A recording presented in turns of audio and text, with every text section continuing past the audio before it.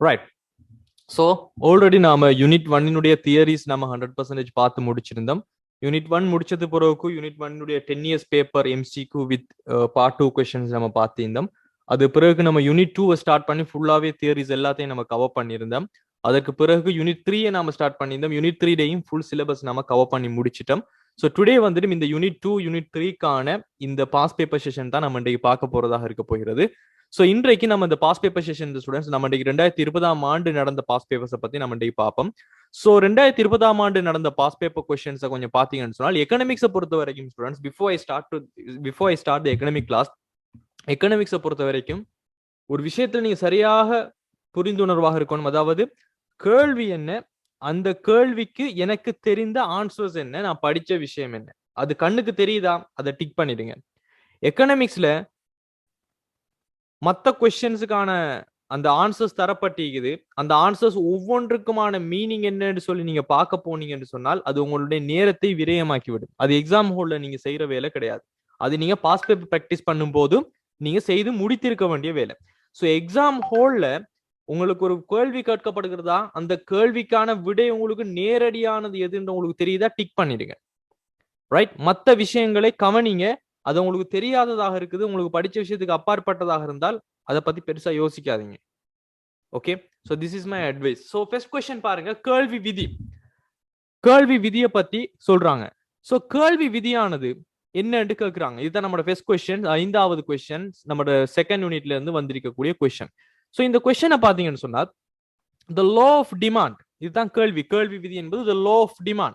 So law of demand என்று சொல்லிட்டு நமக்கிட்ட கேக்குறாங்க, நமக்கிட்ட சொல்றாங்க the law of demand states that, கேள்வி விதியானது இதுல சொல்லப்படுகின்ற விடயத்துல எது சரியானதாக சொல்லப்படுகிறது கேட்டுட்டு 5 விடயங்கள் சொல்லப்படுகிறது. முதலாவது, கேள்வி விதி சம்பந்தமாக நாம படிச்ச விஷயத்தை கொஞ்சம் நினைவுபடுத்தி பாருங்க.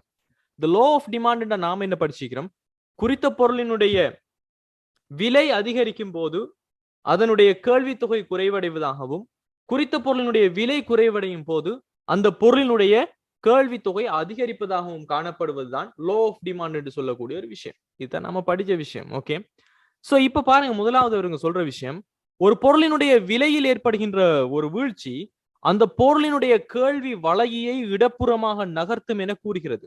A decrease in the price of a good shift the demand curve of the good leftward. Right? So ஒரு பொருளினுடைய விலை வீழ்ச்சி அடைகிறது.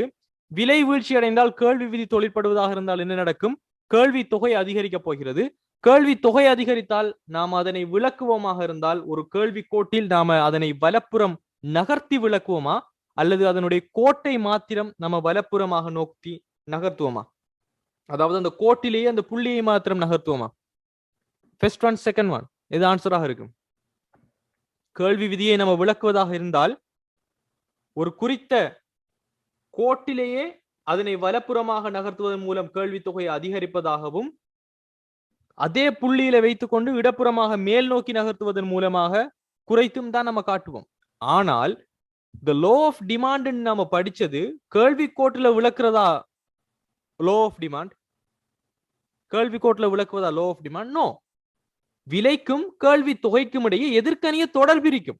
அதனை விளக்குகின்ற ஒரு முறைதான் வரைபடம் என்பது. அதனை விளக்குகின்ற ஒரு முறைதான் சமன்பாட்டில் விளக்குவது. அதனை விளக்குகின்ற ஒரு முறைதான் கேள்வி பட்டியல் என்பது.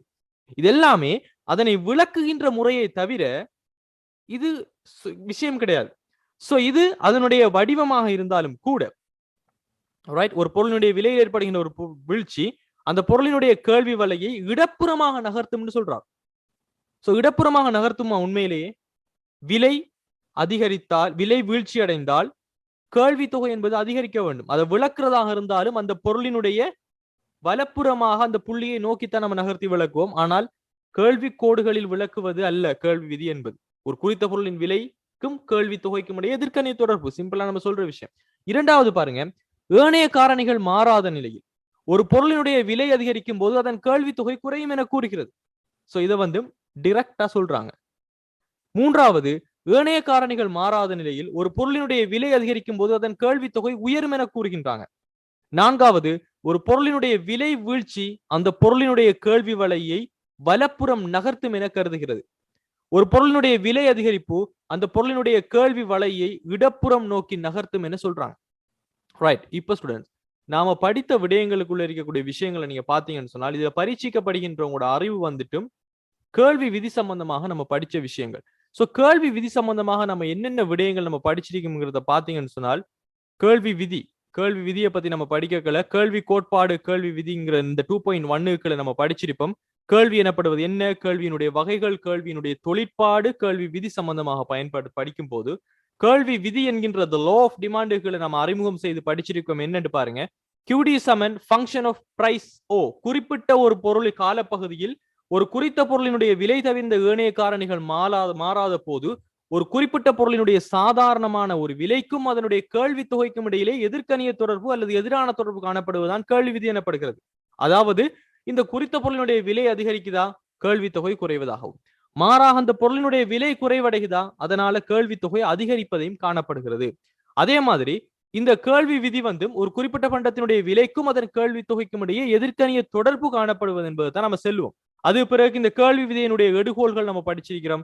அசம்ஷன் பார்க்கும்போது ஒரு குறிப்பிட்ட ஒரு சந்தர்ப்பம் காணப்படணும், விலையும் கேள்வி தொகையுமே கருத்தில் கொள்ளப்பட வேண்டும், விலை தவிர்ந்த அதனை பாதிக்கின்ற ஏனைய காரணிகள் மாறாமல் இருக்கணும், ஒரு சாதாரண பண்ட முறையினுடைய கேள்வியை நம்ம கருத்துல கொள்றோம், ஒரு பகுத்தறிவுள்ள கொள்வனவாளர்களுடைய நடத்தை வந்து கருத்தில் கொள்ளப்படணும். இதை படிச்சு போட்டுதான் இந்த கேள்வி விதியை விளக்கக்கூடிய பல்வேறு முறைகள்ல தான் நம்ம படிச்சிருக்கிறோம். என்ன 3 முறைகளை படிச்சுட்டு கேள்வி பட்டியல் என்று சொல்லக்கூடிய டிமாண்ட் ஸ்கெட்யூல்ல நாம வந்து விளக்குவோம். ஒரு குறித்த விலைகள் என்னென்னவாறு இருக்கிறது, அந்த விலைகளுக்கு ஏற்ற மாதிரியான கேள்வி தொகை எவ்வளவு இருக்குதுன்னு சொல்லி காட்டுறது, கேள்வி பட்டியல் மூலமாக இந்த கேள்வி விதியை விளக்குவது.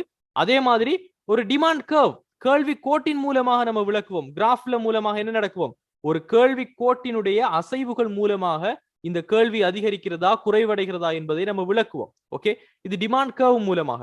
அதே மாதிரி 3வது மெத்தடாலஜி தான் நம்ம படிச்சிருப்போம், கேள்வி சமன்பாடு என்ற QD சமன் A BP என்கின்ற சமன்பாட்டின் மூலமாக இந்த விலைக்கும் கேள்வி தொகைக்கும் இடையே எதிர்க்கணிய தொடர்பு வந்து காணப்படும். இது எல்லாமே முறைகள் தான். சோ மெயின் கான்செப்ட், குறித்த பொருளுடைய விலைக்கும் கேள்வி தொகைக்கும் இடையே ஒரு எதிர்க்கணிய தொடர்பு காணப்படும். இதன் அடிப்படையில் எது ஆன்சராக சொல்லலாம், கெஸ் பண்ணுங்க பாப்போம். எது ஆன்சராக இருக்கலாம்? Right? Obviously, the answer is the second one. Right? முதலாவது ஏன் ஆன்சராக வரமாட்டுச்சுன்னு ஃபர்ஸ்ட் யோசிங்க.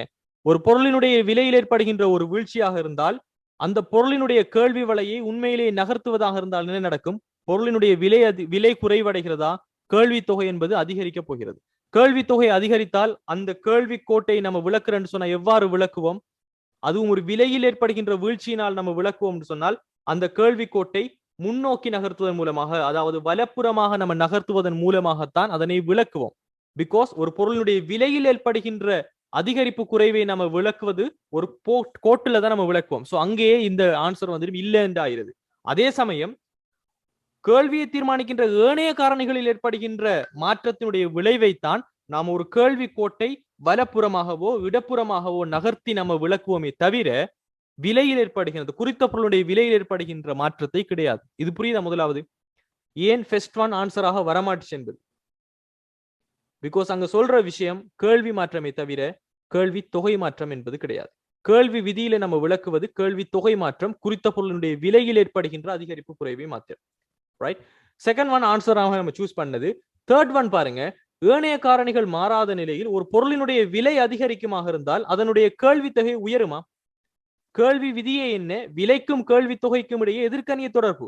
எதிர்க்கணிய தொடர்புன்னு சொன்னால் விலை அதிகரிக்குமாக இருந்தால் அதனுடைய கேள்வி தொகை என்னவாக இருக்கும்? குறைவடைந்ததாக இருந்திருக்க வேண்டும். சோ இது ஆன்சராக வராது. நான்காவது பாருங்க, ஒரு பொருளினுடைய விலை வீழ்ச்சி அந்த பொருளினுடைய கேள்வி வலையை வலப்புறம் நகர்த்தும் என கூறுகிறது. இது விலையினுடைய வீழ்ச்சியா? இல்ல. ஒரு பொருளினுடைய விலை வீழ்ச்சி அடைந்தால் அதனை நாம் என்ன செய்வோம்? அதே கேள்வி கோட்டினூடாகத்தான் அதனை மேல் நோக்கியோ கீழ் நோக்கியோ நகர்த்துவதன் மூலமாக நம்ம விளக்குவோமே தவிர, அதுவும் ஒரு பொருளினுடைய விலை வீழ்ச்சி அடைகிறது என்றால் கேள்வி தொகை அதிகரிக்கிறது, அது ஒரு கேள்வி கோட்டினுடைய மேல் நோக்கிய நகர்வாகத்தான் நம்ம விளக்குவோமே தவிர அதனுடைய வலையை நம்ம வலப்புறமாக நகர்த்தி எல்லாம் நம்ம காட்ட மாட்டோம். ரைட்? சோ நாலாவது ஆன்சர் கிடையாது. ஐந்தாவது பாருங்க, ஒரு பொருளினுடைய விலை அதிகரிப்பு அந்த பொருளினுடைய கேள்வி வலையை இடப்புறம் நகர்த்தும் என கூறுகிறது. மறுபடியும் என்ன சொல்றாங்க? விலை அதிகரித்தால் கேள்வி தொகை குறைவடையும். கேள்வி தொகை குறைவடைந்தால் அந்த கேள்வி கோட்டினுடைய புள்ளியை தான் நாம் என்ன செய்வோம்? மேல் நோக்கி நகர்த்துவதன் மூலமாக, அதாவது இடப்புறம் நகர்த்துவதன் மூலமாக நம்ம மேல் நோக்கி நகர்த்தி தான் சொல்லுவோமே தவிர கேள்வி கோட்டையை நாம மாற்ற மாட்டோம். புள்ளிகளினூடாகத்தான் நம்ம விளக்குவோம். சோ இதன் அடிப்படையில நமக்கு இங்க சரியான ஆன்சராக செகண்ட் ஒன் வந்து வரப்போகுது. Right, make sense to all of you? இது எல்லாருக்குமே புரியுதா ஏன் ரெண்டாவது ஆன்சர்ங்கிறது, ஏன் மத்ததெல்லாம் ஆன்சர் இல்லங்கிறது? 2 பாயிண்ட்டும் உங்களுக்கு புரியுது எல்லாருக்குமே? Good. So let's move to the next question guys. ஆறாவது क्वेश्चन பாத்தீங்கன்னு சொன்னால் ஆறாவது क्वेश्चन உங்களோட செகண்ட் யூனிட்ல இருந்து வந்த கேள்வி பாருங்க. ஒரு பொருளினுடைய கேள்வி தொகை என்பது, ஒரு பொருளினுடைய கேள்வி தொகை என்பது, லெட்ஸ் டேக் இட் ஹியர்.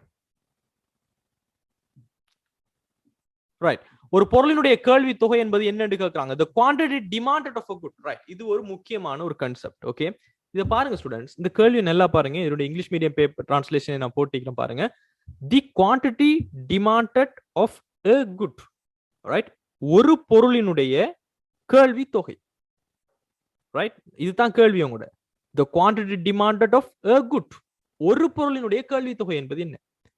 இப்போ இதே கொஸ்டினை தான் இவங்க என்ன செஞ்சிருந்தாங்க தெரியுமா? பார்ட் 2 கொஸ்டின்ஸ்லயும் இதே விஷயத்தை கேட்டிருந்தாங்க. உதாரணத்துக்கு நீங்க பார்ட் 2 கொஸ்டின் கேட்டு பாத்தீங்கன்னு சொன்னால், இதே ஆண்டு வந்த பார்ட் 2 கொஸ்டின்ஸ்ல ஒரு பொருளுக்கான கேள்விக்கும் ஒரு பொருளுக்கான கேள்வி தொகைக்கும் இடையிலான வேறுபாடு, பிகாஸ் இங்க கமா வந்திருக்கிறது, ஒரு பொருளுக்கான கேள்விக்கும் கேள்வி தொகைக்கும் இடையிலான ஒரு வேறுபாடு என்ன இங்க கேட்டிக்கிறாங்க. இதுதான் பார்ட் 2ல வந்து 2020ஆம் ஆண்டு பேப்பர். ஓகே, சோ இப்போ இதுல பாத்தீங்கன்னா ஸ்டூடெண்ட்ஸ், இதுல எப்படி வந்தீங்கன்னு பாருங்க. இங்க கேட்கப்பட்டிருக்கிற கேள்வியினுடைய இந்த இங்கிலீஷ் இதை பாத்தீங்கன்னு சொன்னால் பாருங்க, what is the difference between the demand and the quantity demanded of a product? ஒரு பொருள் இருக்கின்றது, அந்த பொருளுக்கான கேள்வி என்பதற்கும் அந்த பொருள் ஒன்றிற்கான கேள்வி தொகை என்பதற்கும் இடையிலான வித்தியாசம் என்ன? ஒரு பொருளுக்கான கேள்வி, ஒரு பொருளுக்கான கேள்வி தொகை, இரண்டுக்கும் இடையிலான வேறுபாடு யாது என்பதை ஒரு வரைபடத்தில் அந்த வேறுபாட்டை காட்டி உங்களுக்கு ஆன்சர் பண்ண சொல்லியிருந்தாங்க. இதுக்குடைய ஆன்சரை பாத்தீங்கன்னா ஸ்டூடெண்ட், இது ஆல்ரெடி நம்ம படிச்ச விஷயம் தான். இதனுடைய ஆன்சர் கீயை பாருங்க. முதலாவது இவங்க கொடுத்திருக்கின்ற விஷயத்தை, கேள்வி என்பது ஏனைய மாறாத நிலையில் ஒரு குறிப்பிட்ட ஒரு காலப்பகுதியில் ஒரு பொருளினுடைய சாத்தியமான ஒவ்வொரு விலைகளுக்கும் அவ்விலைகளில் நுகர்வோன் கொள்வனவு செய்ய விருப்பமும் ஆற்றலும் கொண்ட பல்வேறு தொகைகளுக்கும் இடையிலான தொடர்பை வந்து இது காட்டுகிறன்னு சொல்றாங்க. சோ இதுல இங்கிலீஷ் இதை பாத்தீங்கன்னு சொன்னால், demand is a relationship. Demand is a relationship which shows the various amounts of a product consumers are willing and able to purchase at each price in a series of possible price during a specified period of time while all other things are remain unchanged. Right?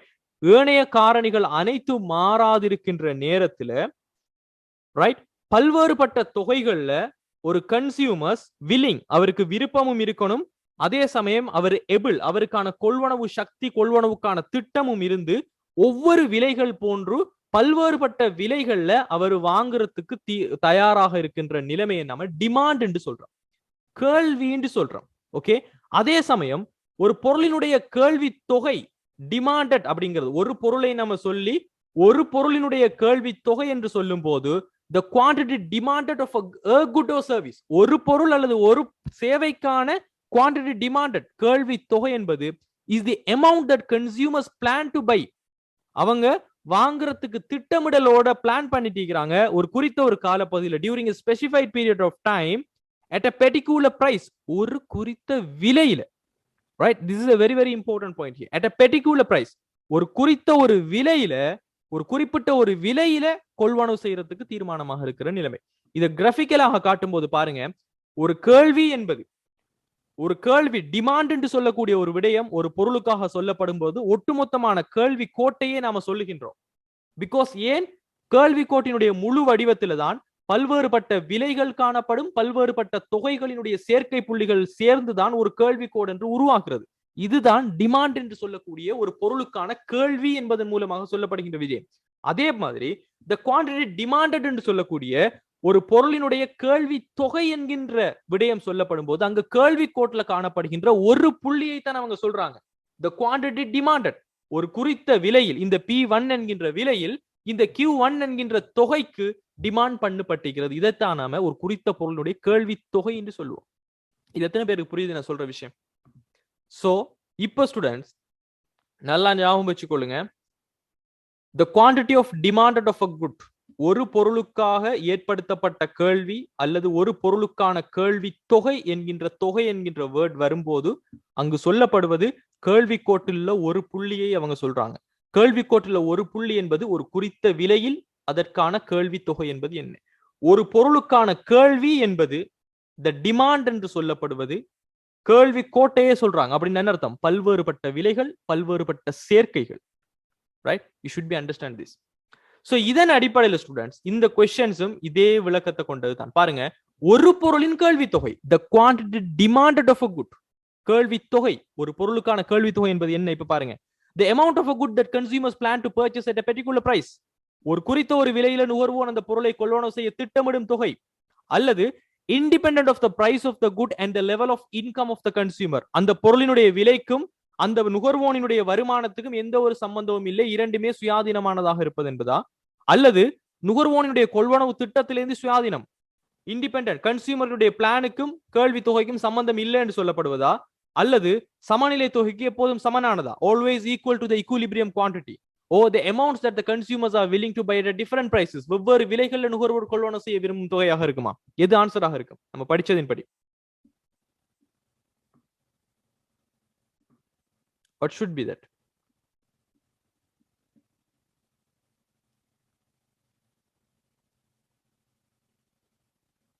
Right? Always it should be the first one. So நல்லா ஞாபகம் வச்சுக்கொள்ளுங்க, ஒரு பொருளின் கேள்வி தொகை என்று சொல்லப்படும் போது ஒரு விலையில, ஒரு குறித்த ஒரு ஸ்பெசிபிக்கான விலையில கொள்வனவு செய்யறதுக்கு திட்டமிடுகிற, plan to purchase at a particular price. ஒரு பொருளின் கேள்வி என்று வந்திருந்தால் என்ன நடக்க போகிறது? ஒரு குறிப்பிட்ட காலப்பகுதியில் பல்வேறுபட்ட விலைகளில் பல்வேறுபட்ட தொகைகளில் நுகர்வோன் கொள்வனவு செய்ய விருப்பமும் ஆற்றலும் உள்ள அளவு. சோ இதுதான் சொல்லப்படுகின்ற விஷயம். So all of you got the point. Okay, so இது ஆறாவது கொஸ்டினாக உங்கள்கிட்ட வந்த விடயம். அதே மாதிரி பாருங்க, பின்வருவனவற்றுள் எது எக்ஸ்பொருளினுடைய நிரம்பல் தொகையில் ஒரு அதிகரிப்பை ஏற்படுத்தும் கேட்கிறாங்க.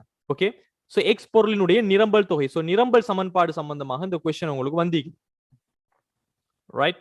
சோ இப்ப பாருங்க, ஏழாவது கொஸ்டின்ல முதலாவது சொல்லிக்கிறாங்க, ஏனைய காரணிகள் மாறாத நிலையில் எக்ஸ் பொருளினுடைய விலையில் ஏற்படுகின்ற ஒரு அதிகரிப்பு ஒரு எக்ஸ் பொருளினுடைய நிரம்பல் தொகையில ஒரு அதிகரிப்பை ஏற்படுத்துமா? ஒரு எக்ஸ் என்கின்ற பொருள் இருக்கின்றது, அந்த பொருளினுடைய விலை அதிகரிக்கிறது. விலை அதிகரித்தால் அதனுடைய நிரம்பல் அதிகரிக்குமா குறையுமா ஸ்டூடெண்ட்ஸ்? ரைட்? அதனுடைய நிரம்பல் அதிகரிக்குமா இல்லையா? விலைக்கும் நிரம்பலுக்கும் இடையே என்ன தொடர்பு நம்ம படிச்சிருக்கிறோம்? நிரம்பல் என்பது என்ன? மார்க்கெட்டுக்கு எவ்வளவு உற்பத்தியாளர்கள் எவ்வளவு தொகைகளை கொடுப்பதற்கு ரெடியாக இருக்கிறாங்க, பொருட்களை கொடுப்பதற்கு ரெடியாக இருக்கிறாங்க என்பது நிரம்பல். அப்போ ஒரு மார்க்கெட்ல பாக்குறாங்க விலை ரொம்ப கூடுதலாக இருக்கிறது, சப்ளையர்ஸ் எல்லாமே பாக்குறாங்க விலை ரொம்ப கூடுதலாக ஷாப்ல போயிட்டு இருக்குது. அப்ப என்ன நினைப்பாங்க? நிறைய பொருட்களை கொடுப்பதன் மூலமாக நிறைய இலாபத்தை என்னால் உழைத்து கொள்ள முடியுமாக இருக்கிறது, பிகாஸ் பிரைஸ் ரொம்ப ரொம்ப கூடுதலாக போய் கொண்டிருக்கிறது. சோ விலை அதிகரிக்க அதிகரிக்க உற்பத்தியாளன் தன்னால் இயன்ற அளவுக்கு என்ன செய்ய போகிறான்? நிரம்பலை கூட்டுறதுக்கு தான் ரெடி பண்ணுவான். சோ விலைக்கும் நிரம்பல் தொகைக்கும் இடையே எப்போதுமே என்ன தொடர்பு காணப்படும்? ஒரு நேர்க்கணிய தொடர்பு காணப்படும். சோ ஒரு ஏனைய காரணிகள் மாறாத நிலையில் ஒரு எக்ஸ்பொருளினுடைய விலையில் ஒரு அதிகரிப்பு ஏற்பட்டால் பின்வருவனவற்றுள் எது எக்ஸ்பொருளினுடைய நிரம்பல் தொகையில் ஒரு அதிகரிப்பை ஏற்படுத்தும்? நல்லா பாருங்க, which of the following causes an increase in the quantity supplied of a good X? Right? மறுபடியும் இங்கு கேட்கப்படுவது the quantity supplied. நிரம்பல் தொகை என்பது எதன் மூலமாக நம்ம மாற்றத்தை ஏற்படுத்துவதாக படிச்சிருக்கிறோம்? நிரம்பல் மாற்றம், நிரம்பல் தொகை மாற்றம் என்று சொல்லி ரெண்டு விடயங்கள் நம்ம படிச்சிருக்கின்றோம். இதுல நிரம்பல் மாற்றம் என்பது the change in supply or the change in quantity supplied. நிரம்பல் மாற்றம், நிரம்பல் தொகை மாற்றம் என்று சொல்லி இரண்டு விடயங்களை நம்ம அடிப்படையாக கொண்டு படிச்சிருக்கிறோம். Okay, let's go and check with our previous theories. Right? பார்த்த விஷயங்களை பாருங்க. சோ இது கேள்வி கோட்பாடு, கேள்வி விதி சம்பந்தமாக நம்ம 2.1ல நம்ம பார்த்திருந்தோம். அது பிறகு கேள்வி நிகழ்ச்சி, விலைசார் கேள்வி நிகழ்ச்சி, குறுக்கு விலை கேள்வி நிகழ்ச்சி, வருமானம் சார் நிகழ்ச்சி, தென் நிரம்பல். சோ இந்த நிரம்பல் பார்த்த டைம்ல தான் என்ன நிரம்பலினுடைய வகைகள், நிரம்பல் சார்பு, இதுல நிரம்பல் தொகை மாற்றம் அதாவது அளவு மாற்றம், அதே மாதிரி நிரம்பல் மாற்றம் என்று சொல்லக்கூடிய ரெண்டு விடயங்களை பத்தி நம்ம பேசியிருந்தோம். இதுல நிரம்பல் தொகை மாற்றம் என்று சொல்லக்கூடிய supply, quantity of supply demanded என்று சொல்லக்கூடிய ஒரு விஷயம். சோ இதற்கான அறிமுகம் நம்ம என்ன படிச்சுக்கிறோம்? குறித்த ஒரு பொருளினுடைய விலை தவிர்ந்த ஏனைய காரணிகள் மாறாத போது அந்த விலை மாற்றமடைவதன் காரணமாக அதனுடைய நிரம்பல் தொகை மாற்றமடைந்தால் அதனை நிரம்பல் தொகை மாற்றம் என்று சொல்லுவோம். ரைட்? அதே மாதிரி நிரம்பல் மாற்றம்ங்கிறதே நம்ம படிச்சிருந்தோம். நிரம்பல் மாற்றம் அல்லது வழங்கல் மாற்றம் சொல்லக்கூடியது. சோ நிரம்பல் தொகை என்கின்ற வேர்ட் வராமலுக்கு நிரம்பலினுடைய மாற்றம் சப்ளைல மட்டும் ஏற்படுகின்ற மாற்றம் என்று சொன்னால் அதனை நிரம்பல் அதிகரிப்பு நிரம்பல் குறைவு என்று பிரிச்சிருந்தோம். இது என்னத்தின் காரணமாக ஏற்படும்? விலை மாறாது. இங்கு நிரம்பலை தீர்மானிக்கின்ற ஏனைய காரணிகள் ஏதாவது ஒன்று ஏற்படுகின்ற மாற்றம் குறித்த பொருளுடைய நிரம்பலை மாற்றமடைய செய்தால் அதனை நிரம்பல் மாற்றம்னு சொல்லுவோம். அப்போ நிரம்பல் தொகை மாற்றம் என்பது என்ன, நிரம்பல் மாற்றம் என்ன என்று பார்க்கும்போது நிரம்பல் தொகை மாற்றம் என்பது ஏற்பட வேண்டுமானால் குறித்த பொருளுடைய விலையில் ஏதாவது மாற்றம் அதிகரிப்பு குறைவு ஏற்பட வேண்டும். நிரம்பல் மாற்றம் என்பது ஏற்பட வேண்டும் என்றால் விலை மாற்றம் அடைவது தவிர்த்து வேறு ஏதாவது நிரம்பலை தீர்மானிக்கின்ற ஒரு காரணி மாற்றம் அடைவதன் மூலமாக ஏற்படுவதுதான் இந்த நிரம்பல் மாற்றமாக இருக்க போகிறது. Does it make sense to all of you? இது எல்லாருக்குமே புரியுதா guys? சோ இதன் அடிப்படையில இப்ப क्वेश्चனை பாத்தீங்கன்னு சொன்னா let's come back to our questions. நம்மளோட क्वेश्चனை பாருங்க. இப்ப சொல்லுங்க, ஏனைய காரணிகள் மாறாத நிலையில் எக்ஸ் பொருளினுடைய விலை நம்மட சொந்த பொருளினுடைய விலையில் ஏற்படுகின்ற அதிகரிப்பு குறைவால தான் நம்ம நிரம்பல் தொகையினுடைய அதிகரிப்பு குறைவை ஏற்படுத்த முடியும். எஸ், குறித்த பொருளுடைய விலை அதிகரித்தால் மார்க்கெட்ல அந்த பொருள் லாபகரமானதாக சப்ளைஸுக்கு தெரியும், நிறைய பொருட்களை கொடுப்பாங்க, நிரம்பலை அதிகரிப்பாங்க. Yes, it's correct one. ஆனால் மற்ற விஷயங்களை பாருங்க. எக்ஸ் பொருளினுடைய உற்பத்தியில் எக்ஸ் பொருளை நாம உற்பத்தி செய்யும் போது அதனுடைய ப்ரொடக்ஷன்ல இருந்து பார்க்கும்போது ஒரு நிரப்பு பொருள், அதாவது என்ன பொருள்? நிரப்பு பொருள் என்றால் இணைப்பு பொருள். அந்த பொருளோட சேர்த்து தான் நம்ம இதை யூஸ் பண்ணலாம். உதாரணத்துக்கு காரும் பெட்ரோலும் மாதிரி, ஓகே, மில்க்கும் சுகரும் மாதிரி. சோ அந்த பொருள் இருந்தால் தான் இந்த பொருளினுடைய முழு பயனை நம்மளால பெற்றுக்கொள்ள முடியும் என்று சொல்லக்கூடிய பொருட்கள் தான் இந்த நிரப்பு பொருட்கள். ரைட். சோ இப்ப பாருங்க, ஏனைய காரணிகள் மாறாத நிலையில் எக்ஸ் பொருளினுடைய விலையில் ஏற்படுகின்ற ஒரு அதிகரிப்பு குறைவை நம்மளால சொல்ல முடியும். அதே சமயம் நிரப்பு பொருளான ஒரு இணைப்பு பண்டத்துல ஏற்படுகின்ற விலையில ஏற்படுகின்ற ஒரு அதிகரிப்பு நாம இங்க அதனை நிரம்பல் தொகைக்கு நம்ம சொல்ல முடியாது. ஏனென்று பாருங்க, நிரம்பல் தொகைக்கு நம்மளால சொல்ல முடியாது. காரணம் என்றால் நிரம்பல் தொகை என்பது குறித்த பொருளுடைய விலையில் ஏற்படுகின்ற மாற்றத்தின் மூலமாக சொல்வது. ஓகே. அதே மாதிரி மூன்றாவது பாருங்க, எக்ஸ் பொருளை உற்பத்தி செய்வதற்கான தொழில்நுட்பத்தில் ஏற்படுகின்ற ஒரு முன்னேற்றம், அது முன்னேற்றம் அடைந்தால் நிரம்பல் அதிகரிக்குமே தவிர நிரம்பல் தொகை என்பது அதிகரிக்காது. அதே சமயம் எக்ஸ் பொருளை உற்பத்தி செய்ய பயன்படுத்தப்படுகின்ற வளங்களினுடைய விலையில் ஏற்படுகின்ற ஒரு வீழ்ச்சி, இதுவும் விலை தவிர்ந்த ஒரு ஏனைய காரணம். சோ நிரம்பல் தொகை என்கிற வேர்டிங்க நம்ம யூஸ் பண்ண முடியாது. தென் எக்ஸ் பொருளினுடைய பதிலீடொன்றினுடைய கேள்வியில் ஏற்படுகின்ற வீழ்ச்சி, இதுவும் விலை தவிர்ந்த ஒரு ஏனைய காரணியில் ஏற்படுகின்ற மாற்றம். சோ இது எல்லாமே நிரம்பல் தொகைக்கு நம்ம அதிகரிப்பு குறைவுக்கு சொல்லவே முடியாது. சோ எது ஆன்சராக வரலாம்? The seventh one, right? The answer should be the first one. ஆனால் மத்தது எல்லாமே ஏன் ஆன்சராக வந்தால் அதுக்கு எப்படி வரும் என்று பாருங்க ஸ்டூடெண்ட்ஸ். முதலாவது, இரண்டாவது பாருங்க, எக்ஸ் பொருளினுடைய உற்பத்தியில் நிரப்பு பொருளாகிய ஒய் பொருளினுடைய விலையில் ஏற்படுகின்ற ஒரு அதிகரிப்பு. உதாரணத்துக்கு எக்ஸ் பொருள் என்பது ஒரு பெட்ரோலாக இருக்கிறது வச்சுக்கோங்களேன். அதே சமயம் ஒய் பொருள் என்பது ஒரு காராக இருக்குதாக இருந்தால் இந்த ஒய் பொருள் காரினுடைய விலைகளில் ஏற்படுகின்ற ஒரு அதிகரிப்பு எக்ஸ் பொருளினுடைய, அதாவது நம்மட பொருள்ல என்ன மாதிரியான தாக்கத்தை ஏற்படுத்தும் யோசிச்சு பாருங்க. ஒரு நிரப்பு பண்டமாக இருந்தால் என்ன நடக்கும்? இந்த பொருள் இருந்தால்தான் இந்த பொருளை விற்க முடியுமாக இருந்தால், இந்த பொருளுக்கு விலை கூடுவதாக இருந்தால் அதிக அளவான விற்பனை இதற்கும் இடம்பெறப் போகிறது. அதிக அளவான விற்பனை இடம்பெற்றால் அதிக அளவான இலாபத்தை உழைக்கப் போகிறார்கள் என்றால் அவங்களும் அந்த பொருளினுடைய நிரம்பலை அதிகரிப்பாங்களா இல்லையா? ரைட்? புரியுதா நான் சொல்றது? அதுவும் இல்லாம நிரம்பலை பொறுத்த வரைக்கும் இலாபம் இலாபம் இலாபம் மட்டும்தான். இப்ப பாக்குறாங்க நிரம்பல், ஓகே, நம்மளோட யூஸ் பண்ணப்படுகின்ற நம்மட பொருளை வாங்கிவங்க பாவிக்கணும்னா அந்த பொருளையும் வாங்கினால்தான் இந்த பொருளையும் பாவிக்க முடியும் அவங்களால. அப்ப அந்த பொருளுக்கு விலை கூடுவதாக இருந்தால் இந்த பொருளுக்கு நம்ம என்ன செய்ய முடியும்? விலையை கூட்டத்தான் வேண்டும். அப்ப நமக்கு என்ன செய்வாங்க? அவங்க வாங்கித்தான் ஆக வேண்டும். ரைட்? அதே சமயம் அந்த பொருளை வாங்குற எல்லாருமே இந்த பொருளை வாங்கத்தான் வேணும். அப்போ ஆட்டோமேட்டிக்காவே விற்பனைகள் அதிகரிக்கும். விற்பனைகள் அதிகரிப்பதன் மூலமாக இலாபத்தை உழைக்க முடியும். ரைட்? சோ இது நிரம்பலினுடைய அதிகரிப்பை ஏற்படுத்துமே தவிர நிரம்பல் தொகையை அதிகரிப்பை ஏற்படுத்தாது.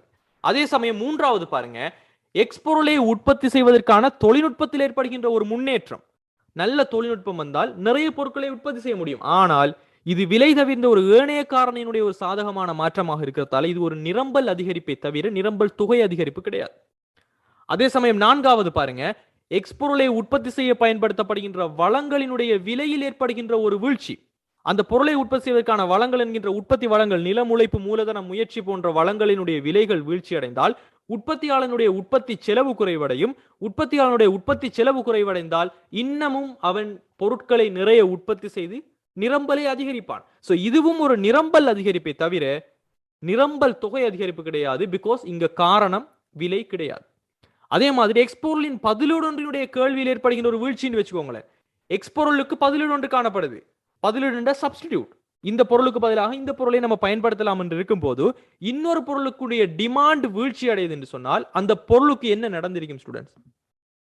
குறித்த ஒரு இப்ப நாம லக்ஸ் யூஸ் பண்றீங்கன்னு வைங்களேன், பேபி சோப் உங்களுடைய ஒரு சப்ஸ்டிடியூட், ஒரு பதிலீட்டு பொருளாக இருந்தால் பேபி சோப்புக்கு டிமாண்ட் குறையுதுன்ற அர்த்தம் என்ன? அந்த பேபி சோப்புடைய விலை கூடியிருக்கின்றது அர்த்தமா இல்லையா? விலை கூடியிருக்க போகிறது, அதனுடைய கேள்வித்தொகை குறைவடைய போகிறது. அதனுடைய கேள்வித்தொகை குறைவடைந்து சொன்னால் நம்மட பண்டத்தோட பார்க்கும்போது அந்த பொருளினுடைய விலை அதிகமாக இருக்குதா இல்லையா? அதனால் தான் அதனுடைய கேள்வி வீழ்ச்சி அடைந்திருக்கிறது. ரைட்? அல்லது இப்ப இவங்க சொல்றதின்படி எக்ஸ்பொருளினுடைய பதிலீடு ஒன்றின் கேள்வியில் ஏற்படுகின்ற ஒரு வீழ்ச்சின்னு சொல்லும் போது ஓகே, அது ஒரு குறித்தவருடைய விலை இல்லாமல் வேற ஒரு காரணியால ஏற்படுகின்ற ஒரு வீழ்ச்சியாக இருக்கிறது.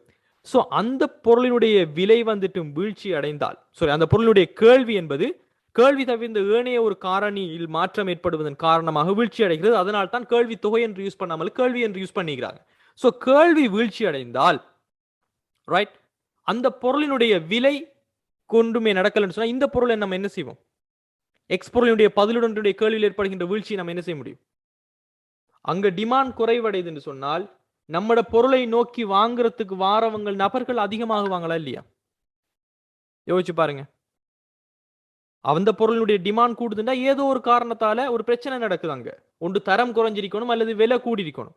அதனால நம்மட பொருளை நோக்கி வாங்குற வாரவங்க நிறைய பேர் இருப்பாங்க. சோ அதிகமான மக்கள் வந்துட்டு டிமாண்டை ஏற்படுத்துவாங்க. அதனால அதிகமான பொருட்களை நாம் அதிகமான விலையில் கொடுத்து இலாபத்தை உழைக்கத்தான் பார்ப்போம்.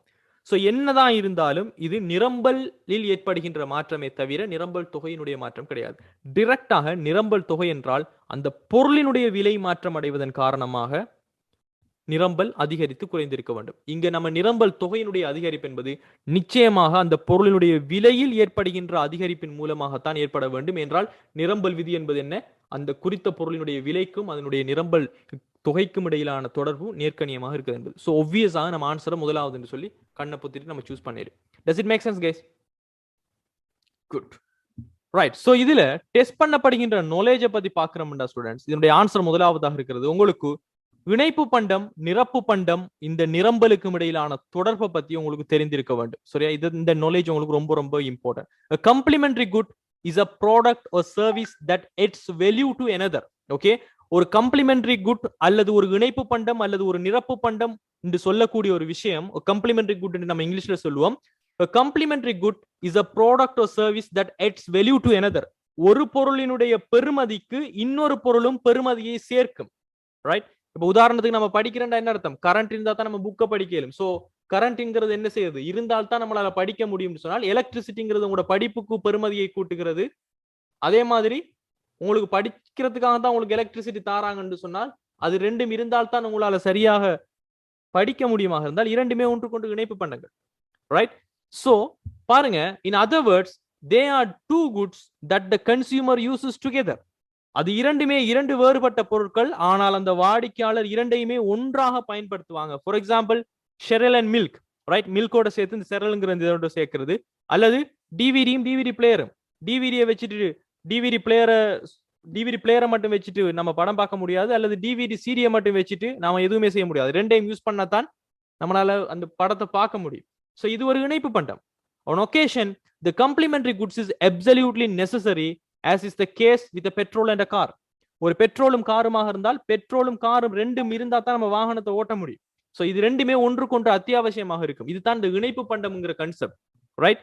அதே மாதிரி பதிலீட்டு பண்டத்துக்கும் ஒரு நிரம்பலுக்கும் இடையிலான ஒரு தொடர்பையும் நீங்க தெரிஞ்சு வச்சுக்கணும். பாருங்க, substitute in production, an increase in the price of a substitute good causes a decrease in supply and a leftward shift to the supply curve. Okay, ஒரு பதிலீட்டு பண்டத்தினுடைய விலையில் ஏற்படுகின்ற ஒரு அதிகரிப்பானது குறித்த பண்டத்தினுடைய நிரம்பலில் என்ன செய்யும்? ஒரு குறைவை ஏற்படுத்தி ஒட்டுமொத்தமாகவே அந்த நிரம்பல் கோட்டினை இடப்புறமாக நகர்த்தும். காரணம் என்ன? With higher price sellers are sells more of the substitute goods and less of this good. ஒரு 18 பண்டங்கள், உதாரணத்துக்கு நீங்க பேபி சோப்பும் விற்கிறீங்க, லக்ஸ் சோப்பும் விற்கிறீங்கன்னு சொன்னால் நீங்க விற்பது பேபி சோப்பாக மட்டும் இருக்கிறது. உங்களுடைய கம்படிட்டர்ஸ் வந்துட்டு லக்ஸ் சோப்பை விற்கிறாங்கன்னு சொன்னால் லக்ஸ் சோப்புக்கு விலை கூடுதுன்னா நீங்க என்ன யோசிப்பீங்க? ஓகே, இதுக்கு விலை கூட, இந்த பொருளை விற்பதன் மூலமாக அதிக லாபம் உழைக்கலாம், சோ நாம பேபி சோப்பை விற்கிறத குறைச்சிட்டு லக்ஸ் சோப்பை விற்போம் அப்படின்னு யோசிப்பீங்க. அதனால தான் 18 பண்டத்தினுடைய விலைகள் அதிகரித்தால் குறித்த பண்டத்தினுடைய நிரம்பலை குறைத்து விட்டு அந்த 18 பண்டத்தை உற்பத்தி செய்து விற்பனை செய்வோம் என்று சொல்லி உற்பத்தியாளர்கள் தீர்மானிப்பாங்க. சோ இந்த விஷயம் உங்களுக்கு சரியாக புரிஞ்சிருக்கணும். இது புரியுதா எல்லாருக்குமே?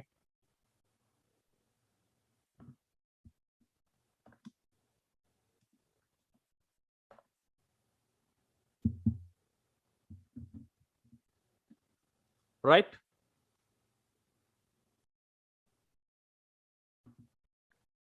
குட். சோ நல்லா நினைவு வச்சுக்கொள்ளுங்க, 18 பண்டத்தை பொறுத்த வரைக்கும் விலைதான், இலாபம்தான் நிரம்பலாளனுடைய நிரம்பலை தீர்மானிக்கப்படுவதாக இருக்கும். ரைட்? இதை மனசுல வச்சுக்கொள்ளுங்க. அதே மாதிரி நிரம்பலை தீர்மானிக்கின்ற காரணிகள், நிரம்பல் தொகையை தீர்மானிக்கின்ற காரணிகள், இரண்டுக்குமே வித்தியாசம் தெரிஞ்சிருக்கணும். நிரம்பல் தொகையை தீர்மானிக்கின்ற காரணி ஒரே ஒரு காரணி தான், குறித்த பொருளுடைய விலை. நிரம்பலை தீர்மானிக்கின்ற காரணிகள் அந்த விலையை தவிர்ந்த மற்ற எல்லா காரணிகளும் வரும். இந்த அறிவு மூன்றும் தான் நீங்க டெஸ்ட் பண்ண போறதா இருக்க போகுது. இது புரியுதா கைஸ் எல்லாருக்குமே?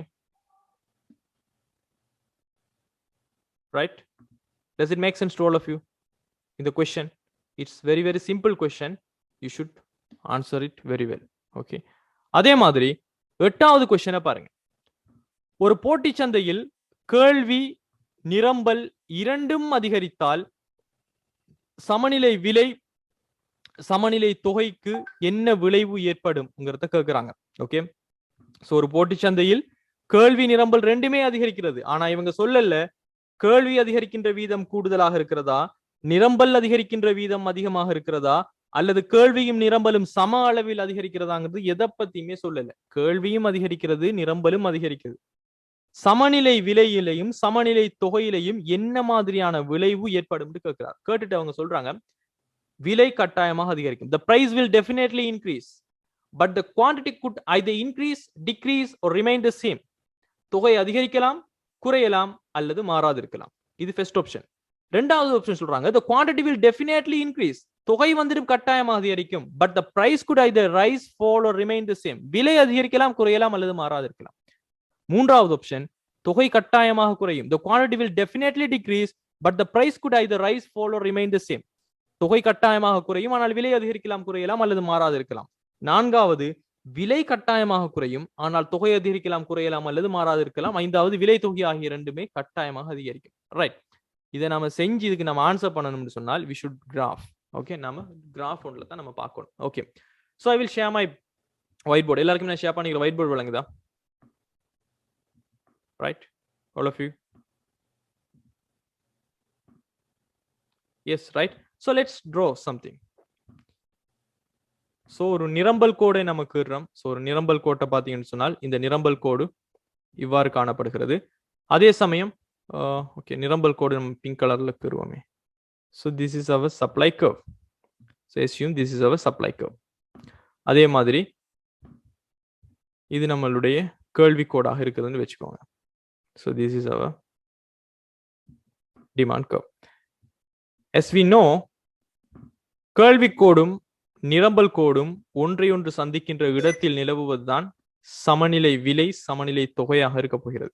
இதெல்லாம் நமக்கு தெரிஞ்ச விஷயங்கள். Okay, so this price is our equilibrium price. This is our market equilibrium quantity demanded.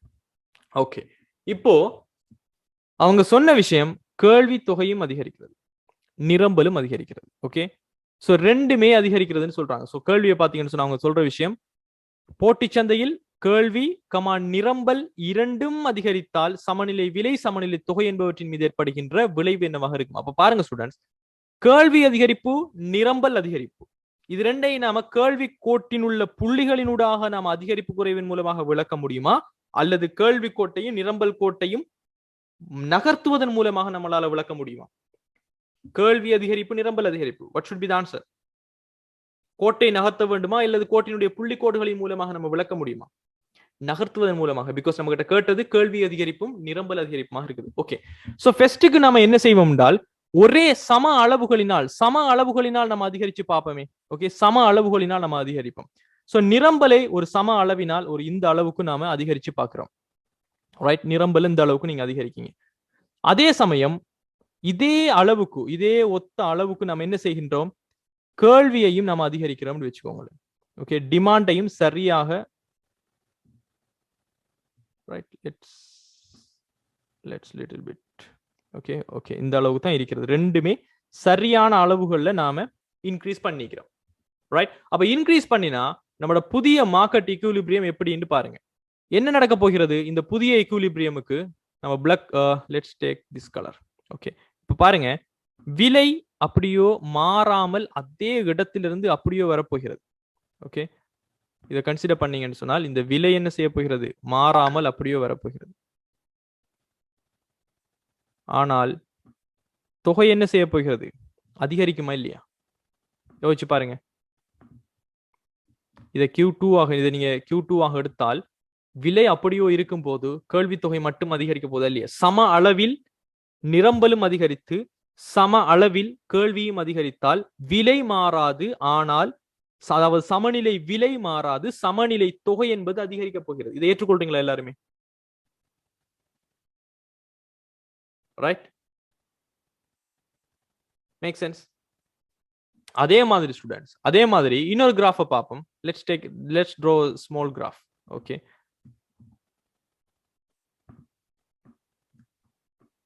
Right, ஒரு ஸ்மால் கிராஃப் ஒன்று எடுத்துருவோம். ரைட், இப்போ இதுல பாருங்க, இதிலும் நமக்கு கேள்வி தொகை இருக்கிறது, அதே சமயம் நிரம்பலும் இருக்கிறது. இப்ப நாம என்ன செய்வோம்னு சொன்னால் கேள்வியை கொஞ்சம் அதிகமாகவே நாம அதிகரிப்போம். இந்த முறை கேள்வி தொகை வந்துட்டும், அதாவது கேள்வி வந்துட்டும் அதிகமாக அதிகரிக்கின்ற எடுத்துக்கொள்வோமே. சோ கொஞ்சம் பெரிய கெப் உள்ள ஒரு கேர்வாக நம்ம கூறுவோம். இந்த அளவுக்கு கேள்வி அதிகரிக்கிறது. ஆனால் நிரம்பலை பொறுத்த வரைக்கும் ஒரு குறைவான ஒரு அளவுக்கு தான் அதிகரிக்குதுன்னு சொல்லி நம்ம எடுத்துக்கொள்வோம். சோ இப்படி நீங்க ஒரு குறைவான ஒரு தொகைக்கு தான் நிரம்பல் அதிகரிக்குதுன்னு எடுத்துங்கன்னு சொன்னால் என்ன நடக்க முடியும் வச்சு பாருங்க. Right, so let's draft. So இது புதிய கேள்வி கோடு இதுவாகவும் புதிய நிரம்பல் கோடு இதுவாகவும் இருந்தால் இந்த பகுதி உங்களுடைய புதிய சமநிலையாக இருக்கும். ஏற்கனவே பழைய இருந்தது இந்த இடம். ரைட், இப்போ புதிய சமநிலையா இருக்க போகுது. சோ இந்த இடத்துல ஸ்டூடெண்ட்ஸ் ஆரம்பத்தில் காணப்பட்ட சமநிலையை P ஆகவும் பிறகு காணப்படுகின்ற சமநிலையை நம்ம P1 ஆகவும் எடுத்தால் இப்போது இருக்கிறது Q ஆகவும் Q2 ஆகவும் எடுத்தால் என்ன நடந்திருக்கிறது? இங்க என்ன நடந்தீங்கன்னு யோசிச்சு பாருங்க. ரைட், நிரம்பல் குறைவான அளவில் அதிகரித்தும் கேள்வி அதிகமான அளவில் அதிகரித்தும் இருந்தாலும் இங்கு சமநிலை தொகை என்பது அதிகரிக்க போகின்றது, சமநிலை விலை என்பதும் அதிகரிக்க போகிறது. ஓகே, இப்படி சொல்லலாமா இல்லையா நம்மளால? Right, we can tell. அதே சமயம் ஸ்டூடெண்ட்ஸ் இன்னொரு கிராஃப் ஒன்று எடுங்க. Let's draw another graph. Right, a little small graph. Okay, a small graph ஒன்று. ரைட், சோ இங்கும் ஒரு கேள்வி தொகை, ஒரு கேள்வி, ஒரு டிமாண்ட் கர்வ், அதே சமயம் ஒரு நிரம்பல், இங்கு சமநிலை விலை, தென் சமநிலை தொகை, இப்படியாக வரப்போகுது. சோ இந்த சந்தர்ப்பத்துல இப்ப நம்ம ஏற்கனவே என்ன செஞ்சிட்டோம், டிமாண்ட கூட்டின மாதிரி நம்ம கூட்டிட்டோம். இப்ப இந்த முறை நிரம்பல் ஒரு பாரிய அளவான தொகையால அதிகரிக்குன்னு வச்சுக்கோங்களேன். Let's take another color. Okay, நிரம்பலானது ஒரு பாரிய அளவான ஒரு தொகையில இந்த அளவுக்கு அதிகரிக்கிறது. ஆனால் டிமாண்ட பாத்தீங்கன்னா டிமாண்ட் வந்து ஒரு சிறிய அளவு தொகையால தான் அதிகரிக்குது, ஒரு பெரிய அளவுக்கு இல்லாமல் இருந்தால் மறுபடியும் அதுல என்ன நடக்கும் யோசிச்சு பாருங்க. இதனுடைய கிராஃப் எப்படி வரும்? விலை என்பது குறைவடைய போகிறது, விலை என்பது குறைவடைய போகிறது, ஆனால் எப்படியுமே தொகை என்பது அதிகரிக்கத்தான் போகிறது. சோ ஆரம்பத்தில் காணப்பட்ட விலையை நாம P என்று நீங்க எடுத்தீங்கன்னு சொன்னால், is it a P price என்பது இங்க இருந்தால் மாற்றத்தின் பின் வந்தது P1 என்கின்ற பிரைஸாக நீங்க எடுத்தீங்கன்னு சொன்னால், ரைட், ஆரம்பத்தில் காணப்பட்டதை Q ஆகவும் மாற்றத்தின் பின் இடம்பெற்றதை நீங்க Q1 ஆகவும் எடுத்தீங்க என்றால் இங்கும் என்ன நடக்க போகிறது? இங்கும் விலை குறைவடைய போகிறது. ஆனால் அதாவது சமநிலை விலை என்பது குறைவடைய போகிறது, சமநிலை தொகை என்பது அதிகரிக்க தான் போகுது. அப்ப நாம் ஒரு முடிவுக்கு வரலாம், இந்த மாற்றம் கேள்வியை விட நிரம்பல் அதிகமாக மாறலாம், அல்லது நிரம்பலை விட கேள்வி என்பது அதிகமாக மாறலாம், அல்லது கேள்வியும் நிரம்பலும் ஒரே அளவில் மாறலாம். ஆனால் ஒரு விஷயம் மட்டும் நடக்கிறது உறுதி. என்னது? சமநிலை தொகை வந்துடும் அதிகரிக்க போகுது. இது புரிதலா இருக்குமே? நம்மளோட 3 எக்ஸாம்பிள்லையும் ஒன்று சம அளவில் அதிகரிப்பு இடம்பெறுது ரெண்டுலையுமே, அல்லது கேள்வி அதிகரிப்பு அதிகமாகவும் நிரம்பல் அதிகரிப்பு குறைவாகவும் இருக்கிறது, அல்லது நிரம்பல் அதிகரிப்பு அதிகமாகவும் கேள்வி அதிகரிப்பு குறைவாக. எந்த எக்ஸாம்பிள்லையும் சமநிலை தொகை என்பது டெஃபினெட்லி இட் வில் இன்க்ரீஸ். ஆனால் விலை மாறாமல் இருக்கலாம். எப்ப மாறாமல் இருக்கும்? இரண்டுமே சம அளவில் என்று இருந்திருந்தால். அல்லது விலை அதிகரிக்கலாம். எப்ப அதிகரிச்சிருக்கும்? கேள்வியில் ஏற்படுகின்ற அதிகரிப்பு அதிகமாக இருக்கும் போது. அல்லது விலை குறைவடைந்திருக்கலாம். எப்ப குறைவடைந்திருக்கும்? நிரம்பலில் ஏற்படுகின்ற அதிகரிப்பு அதிகமாக இருக்கும் போது. சோ நமக்கு சொல்ல தெரியாது இவங்க வச்ச தகவலை வச்சு விலை என்பது அதிகரிக்குமா குறையுமா மாறாம இருக்குமாண்டு. ஆனா டெஃபினெட்லி நம்மளால சொல்ல முடியும் இந்த மாற்றம் எவ்வாறு இருந்தாலும் சமநிலை தொகை என்பதை அதிகரித்து தான் போக போகிறது. ரைட்? இது புரியுது எல்லாருக்கும்? Shall I get quickly? Make sense to all of you?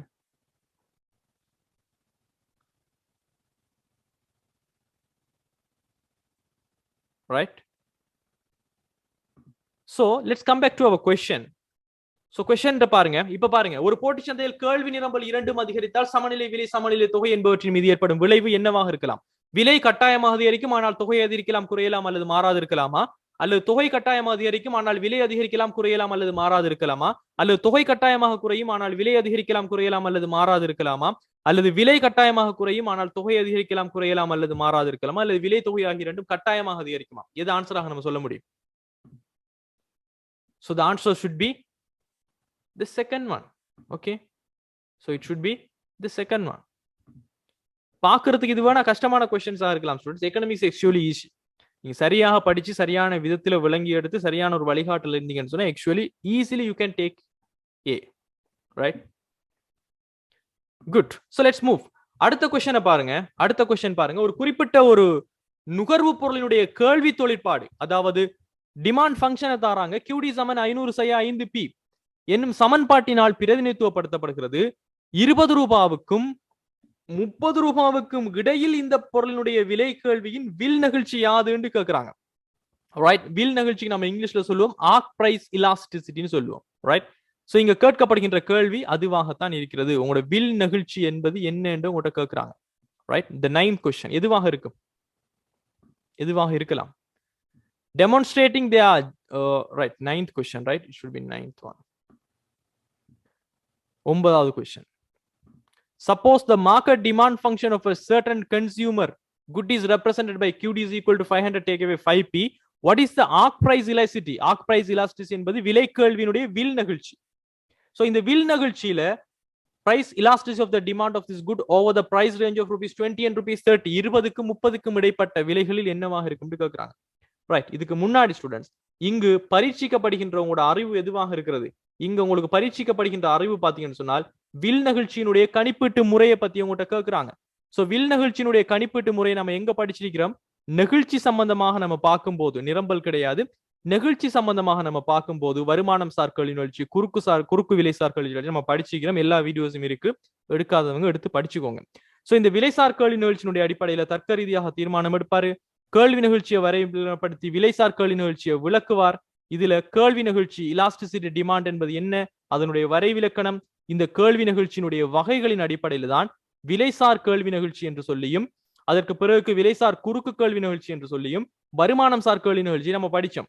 இதுல விலைசார் கேள்வி நிகழ்ச்சியில தான் இதனுடைய வரைவிலக்கணம் எல்லாம் படிச்சுட்டு நம்ம கணிப்பிடுகின்ற முறைகள்ல 3 விதமான கணிப்பிடுகின்ற முறைகள் படிச்சிருந்தோம். ஒன்று வீதாச்சாரத்தை அடிப்படையாக கொண்டு கணிப்பிடுவது, இன்னொன்று புள்ளி நிகழ்ச்சி கணிப்பீடு, இன்னொன்று வில் நிகழ்ச்சி கணிப்பீடு. இதுல கேட்கப்பட்டது இந்த வில் நிகழ்ச்சி கணிப்பீடு. சோ இந்த வில் நிகழ்ச்சி கணிப்பிடுவது என்பது என்ன?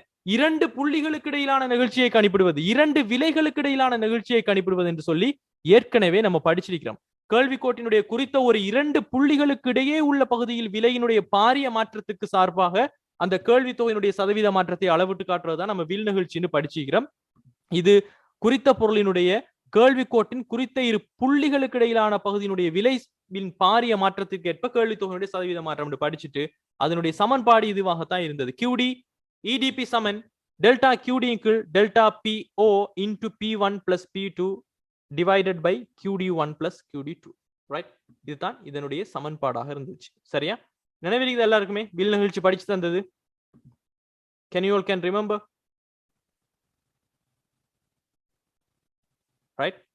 So இதுதான் அதனுடைய சமன்பாடாக காணப்படும். So இந்த சமன்பாட்டை அடிப்படையாக கொண்டு நாம क्वेश्चனை பார்த்தோம்னா சரி. So delta QD = delta PO, அதாவது குறித்த பொருளுடைய விலை மாற்ற வீதம், குறித்த பொருளுடைய கேள்வித்தொகை மாற்ற வீதம். P1 என்பது ஆரம்ப விலை, P2 என்பது இரண்டாவதாக தரப்படுகின்ற விலை, QD1 என்பது ஆரம்ப கேள்வித்தொகை, தென் இறுதி கேள்வித்தொகை. ரைட். So இதன் அடிப்படையில let's do this question. இப்போ இந்த क्वेश्चனை பாருங்க. ரைட். So இந்த क्वेश्चனுக்கு I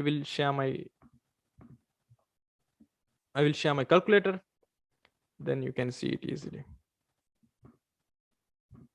Okay, all of you can see my calculator. எல்லாருக்கும் நான் ஷேர் பண்ணிக்கிற calculator உள்ளங்கதா? Right? Is it visible? Okay, good. அப்ப பாருங்க, formula பாருங்க students. Delta QD = delta P. Okay, delta QD = delta P. Then அது பிறகு இருக்கக்கூடிய சமன்பாடு என்ன? delta QD = delta P. Then into, then again open bracket, P1 plus P2 divided by QD1 plus QD2. Okay, good. So இதுதான் நம்மளோட ஃபார்மேட்டா இருக்க போகுது. So இதன் அடிப்படையில இப்ப பாத்தீங்கன்னு சொன்னா பாருங்க, 500/5p எனும் சமன்பாட்டினால் பிரதிநிதித்துவப்படுகிறது. 20 ரூபாவுக்கும் 30 ரூபாவுக்கும் இடையிலான இந்த பொருளினுடைய விலையினுடைய வில் நிகழ்ச்சி யாது என்று நம்ம கிட்ட கேட்கிறாங்க. அப்ப பாருங்க, முதலாவது நம்ம செய்யக்கூடிய விஷயம், ரைட், முதலாவது பாருங்க, நமக்கு 20 ரூபாய் விலை என்பது என்ன? நமக்கு பிரைஸ் இருக்குது, அதே சமயம் நமக்கு QD என்பது தேவை. ஒரு டேபிளை நம்ம தற்காலிகமா போட்டோம் என்றால் விலை 20 ரூபாய், அதே மாதிரி விலை 30 ரூபாய் ஆகும் போது 20 ரூபாய் விலையில நமக்கு எவ்வளவு கேள்வி தொகைண்டா என்ன செய்யணும்? 500/5p நம்ம போடணும். 5pக்கு பதிலாக 20 ரூபாய் போட்டீங்கன்னா எவ்வளவு வரப்போகிறது? 500/5p போட்டீங்கன்றால் 5 தர 20 100 போகிறது. 500ல இருந்து 100 போனால் 400 அலகுகளாக வரப்போகிறது. சோ 400க்கு டிமாண்ட் என்கிற அர்த்தம். அதே மாதிரி 30 ரூபாவாக விலையை போட்டீங்கன்னா எவ்வளவு வரப்போகிறது? 5 15 150 ஆக வரப்போகுது. சோ 500ல இருந்து 150 போனால் 350 வரப்போகிறது. கரெக்டா? Is it correct guys? நான் QD கண்ட விதங்கள். Okay, is it correct? Yes, good. So let's, இது அப்படியே நம்ம என்ன செய்யலாம், நீங்க ஃபோக்கஸ் பண்ணினீங்கடா சரி. இப்ப பாருங்க, டெல்டா QD, ரைட், கேள்வி தொகையில் ஏற்பட்ட மாற்றம் என்ன? 400 இருந்தது 350 மாறி உள்ளது. சோ இது அர்த்தம் என்ன? -50 இதுல ஏற்பட்ட டெல்டா QD மாற்றமாக காணப்படுது. டெல்டா P என்பது என்ன? 20 ரூபாவாக இருந்தது 10 ரூபாவாக அதிகரிக்கிறது. சோ +10. அதே மாதிரி மேலுக்கு என்ன வரப்போகிறது? P1 plus P2 ஆரம்ப விலை, அதே மாதிரி மற்ற விலை இரண்டினுடைய கூட்டுத்தொகை 30 ரூபாவும் 20 ரூபாவும் பாத்தீங்கன்னு சொன்னால் 50 ரூபாவாக வரப்போகிறது. அதே மாதிரி Q1 plus Q2, Q1 என்பது 400, Q2 என்பது 350, இரண்டுமே கூட்டினது எவ்வளவு வரப்போகிறது? 750 இருக்க போகிறது. சோ இது எல்லாத்தையும் சால்வ் பண்ணி விட்டீங்கன்னா you can get it 0.33 minus இருக்க போகிறது. Right? So the answer should be what? The answer should be the second one. Simple. Formula அப்படியே போட்டுட்டீங்கன்னா சரி. Right? Right. So 10வது क्वेश्चனை பாருங்க ஸ்டூடண்ட்ஸ். The 10th question. குறித்த ஒரு நாட்டில் ஒரு தேசிய நெருக்கடி நிலையின் போது, ரைட், ஒரு தேசிய நெருக்கடி நிலையின் போது தமது பெருந்தன்மையை வெளிப்படுத்தும் விதமாக அந்த நாட்டு மரக்கறி உற்பத்தியாளர்கள் போட்டி சந்தையில நிலவுகின்ற சமநிலை விலையினுடைய அரை மடங்கு விலையில் நுகர்வோர்கள் கொள்வனவு செய்ய விரும்பும் எந்த அளவினையும் நிரம்பல் செய்ய வந்துட்டு தீர்மானிக்கிறாங்க. ரைட், டெமான்ஸ்ட்ரேட்டிங் their generosity, அவங்களுடைய பெருந்தன்மையை காட்டுற விதத்துல at a time of national distress, இப்ப இருக்கிற சூழ்நிலை மாதிரி ஒரு சூழ்நிலைகள்ல vegetable farmers in a country decided to sell as much vegetable as consumers want to buy. எவ்வளவு பொருட்களை நுகர்வாளர்கள் வாங்க விரும்புறாங்களோ அந்த அளவுக்கு மரக்கறிகளை இவங்க விக்கிறதுக்கு தயாராகிறாங்க at a half the competitive market equilibrium price. சந்தையில நிலவுகின்ற சந்தை சக்திகளான கேள்வி நிரம்பலின் அடிப்படையில் தீர்மானிக்கப்பட்ட விலையிலிருந்து அரைக்கரவாசி விலையை குறைத்து வழங்குவதற்கு இவங்க ரெடி ஆகுறாங்க. ஓகே, சோ இதன் விளைவாக என்ன நடக்கும் என்பதை கேட்கிறாங்க. ஓகே, இது நம்ம தேர்ட் யூனிட்டோட சம்பந்தப்பட்ட விஷயம். நல்லா யோசிச்சு பாருங்க ஸ்டூடெண்ட்ஸ். நாம ஒரு அரசாங்கம் தலையிடுவதை பத்தி படிச்சிருக்கிறோம். 3ஆவது யூனிட்ல நம்ம படிக்கும் போது அரசாங்கம் எவ்வாறெல்லாம் ஒரு சுதந்திரமான ஒரு அரசாங்கம் இல்லாத ஒரு கேள்வி நிரம்பல் சக்திகளின் மூலம் விலை தீர்மானிக்கப்படுகின்ற சந்தை சக்திகள் செயற்படுகின்ற ஒரு மார்க்கெட்ல எவ்வாறெல்லாம் தலைப்படும் நம்ம படிச்சுக்கிறோம். 4 விதங்கள் நம்ம படிச்சுக்கிறோம். ஒன்று, வரிகளை அறவிடுவதன் மூலமாக, அல்லது மானியம் கொடுப்பதன் மூலமாக, அல்லது விலை கட்டுப்பாடுல உச்ச விலை இழிவு விலையை கொடுப்பதன் மூலமாக, அதே மாதிரி விலை உறுதிப்பாட்டை மேற்கொள்வதன் மூலமாக இவங்க எல்லாருமே தலையீடு செய்வாங்க. இப்ப இதுவும் என்ன நடக்கும்னு பாருங்க. எப்பவுமே ஸ்டூடெண்ட்ஸ் ஒரு விஷயத்தை நல்லா நினைவு வச்சுக்கோங்க. the very first point is ஒரு சுதந்திரமான ஒரு சந்தை பொருளாதாரம், அதாவது அரசாங்கமே இல்லாமல் கேள்வியும் நிரம்பலும் எவ்வளவு பேர் வாங்குறதுக்கு ரெடியா இருக்கிறாங்க, எவ்வளவு பேர் கொடுக்கறதுக்கு ரெடியா இருக்கிறாங்க, அந்த மார்க்கெட்டே ஒரு பிரைஸை தற்கால அவங்களுடைய விலை பொறிமுறையினூடாக தீர்மானிக்குதோ அதுதான் ஒரு பெஸ்ட் ஆப்ஷன்.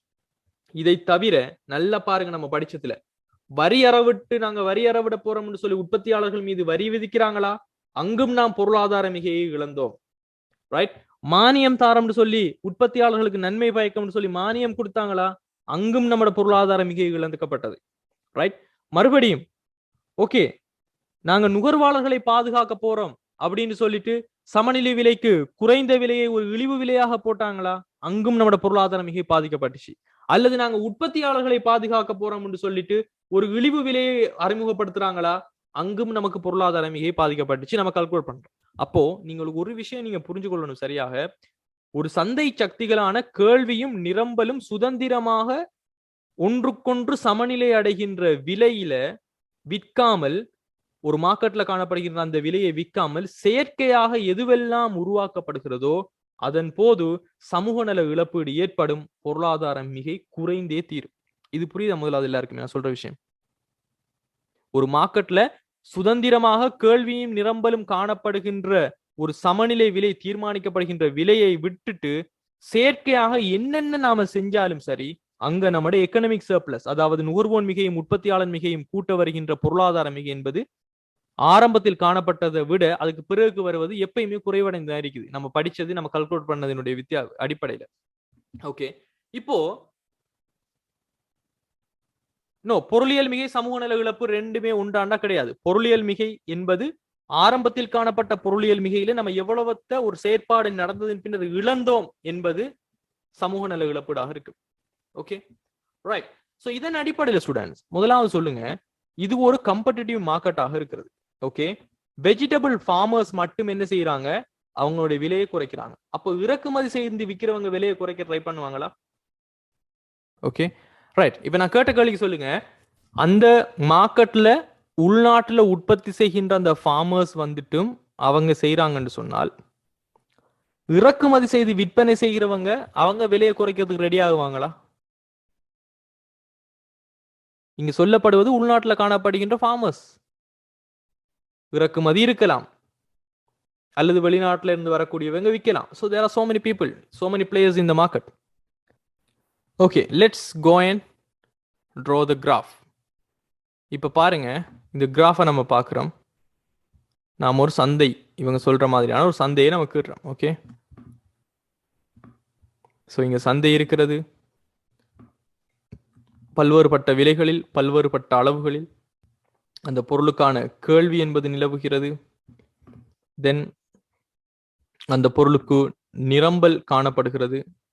ரைட், ஸோ இந்த மாதிரி காணப்படுது. ஸோ இதன் அடிப்படையில் தீர்மானிக்கப்பட்ட விலைதான் இந்த சமநிலை விலை, சமநிலை தொகை என்று சொல்லப்படுவது. ரைட், உதாரணத்துக்கு நம்ம சொல்லுவோமே, ஒரு 100 ரூபான்னு வைப்போம், ஒரு 100 rupees எடுத்துக்கொள்வோம். அதே மாதிரி ஒரு 500 அலகுகள்னு வச்சுக்கொள்வோம்.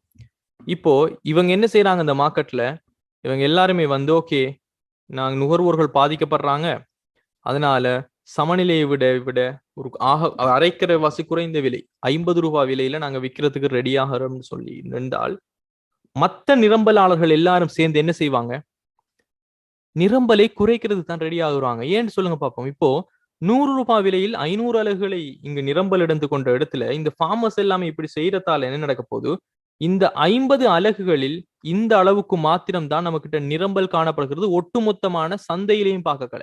ஓகே, பிகாஸ் மத்தவங்க எல்லாருமே என்ன நிரம்பலை குறைச்சு கொள்ள ஆரம்பிப்பாங்க. சோ ஒட்டுமொத்தமான மார்க்கெட்லயும் இந்த 50 ரூபாய் விலை என்று சொல்லும் போது எல்லாருமே நிரம்பலை குறைக்க ரெடி ஆகுறாங்க. சோ இதன் காரணமாக இந்த அளவுக்கு தான் நிரம்பல் காணப்படும். ஆனால் அது இந்த பொருளுக்கான டிமாண்ட் என்ன செய்ய போகிறது, அதிகரிக்க காணப்படுது. சோ இதன் காரணமாக என்ன ஏற்படும், இங்க காரணமாக என்ன இடம்பெற போகுது ஸ்டூடெண்ட்ஸ்? இவ்வளவு பொருட்களுக்குத்தான் நிரம்பல் காணப்படுகிறது, இவ்வளவு பொருட்களுக்கு கேள்வி காணப்படுகிறது என்றால் மிகை கேள்வி என்பது ஏற்படுமா இல்லையா? டிமாண்ட் கூடுமா இல்லையா இந்த பொருளுக்கு?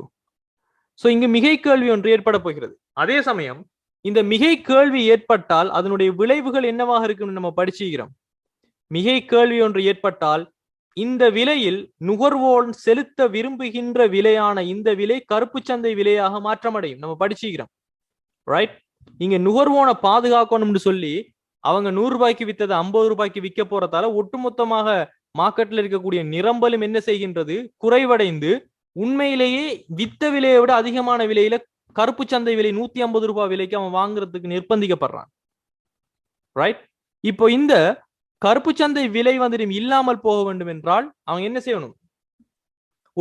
ஒரு அலைச்சலும் இல்லாமலுக்கு, ஒரு விஷயமும் இல்லாமலுக்கு அங்கு அந்த பொருளை இவங்க பெற்றுக் கொடுக்க முடிய வேண்டும். இப்ப இங்க இதுல சொன்னதின் படி ஸ்டூடெண்ட்ஸ், இங்க ஓகே எவ்வளவு பொருட்களை வேண்டும் என்றாலும் அவங்க நிரம்பல் செய்யறதுக்கு தயாராக இருக்கிறாங்கன்னு சொன்னால் ஓகே, அந்த நுகர்வோனுக்கு அந்த நன்மையை பெற்றுக்கொள்ள விரும்புறாங்க. அப்போ ஆரம்பத்துல காணப்பட்ட நுகர்வோன் மிகையை நம்ம பார்ப்போம். Okay, so let's take this. ஆரம்பத்துல காணப்பட்ட நுகர்வோன் மிகை என்பது என்ன? 100 ரூபாய் விலையில் நுகர்வோனுக்கு கிடைத்தது. ஆகக்கூடிய கேள்வியின் விலை என்பது இதுவாக இருக்க போகிறது.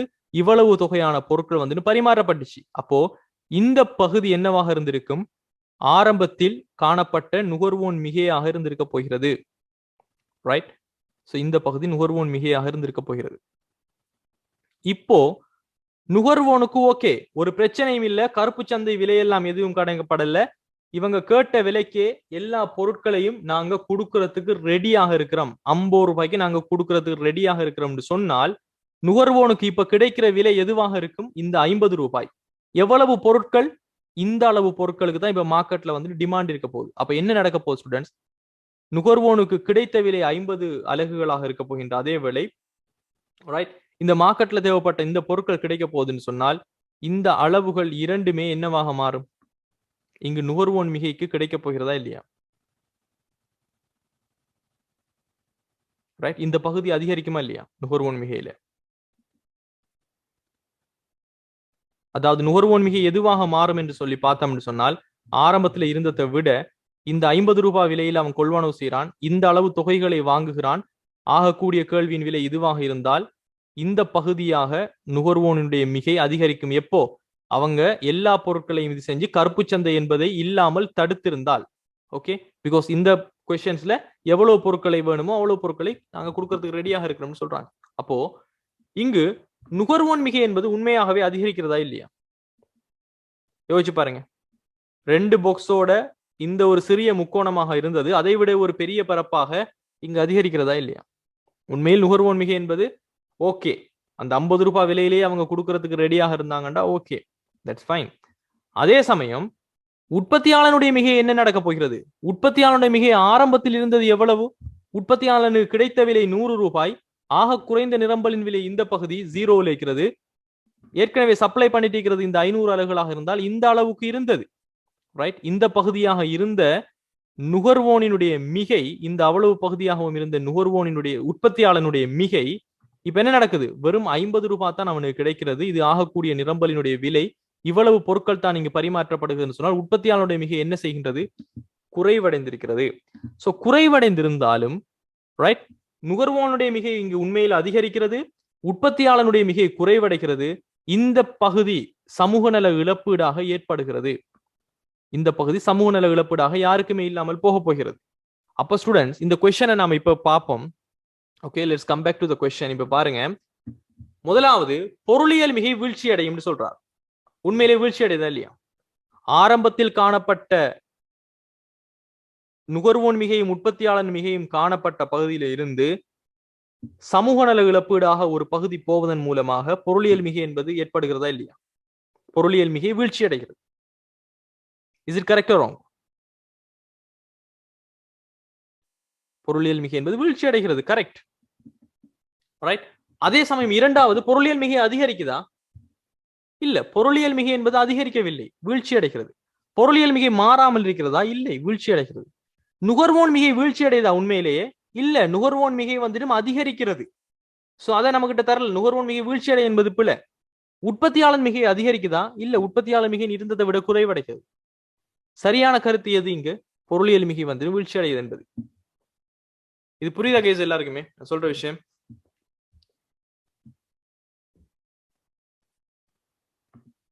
Right. So the answer should be what? The answer should be the first one. முதலாவது வந்துட்டு ஆன்சராக இருக்க போகிறது. சோ 11வது क्वेश्चனை பாருங்க. ஒரு விலை மாற்றத்தினுடைய வருமான விளைவு எதிர்க்கணியமாக இருந்தாலும் பதிலீட்டு விளைவு அதைவிட பலம் வாய்ந்ததாக இருக்குமாயின் அந்த பொருள் ஒரு கிஃபன் பொருளா, சாதாரண பொருளா, அத்தியாவசியமான பொருளா, இழிவு பொருளா, ஒரு ஆடம்பர பொருளான்னு கேக்குறாங்க. ஓகே, சோ இந்த क्वेश्चனுக்கு ஸ்டூடெண்ட்ஸ், ரைட், இந்த क्वेश्चனுக்கான ஆன்சர் வந்துட்டு நீங்க பார்க்கணும்னு சொன்னால், சரியாக உங்களால கெஸ் பண்ண வேண்டுமாக இருந்தால் first you should have some theories on your knowledge. Okay, otherwise you can't give.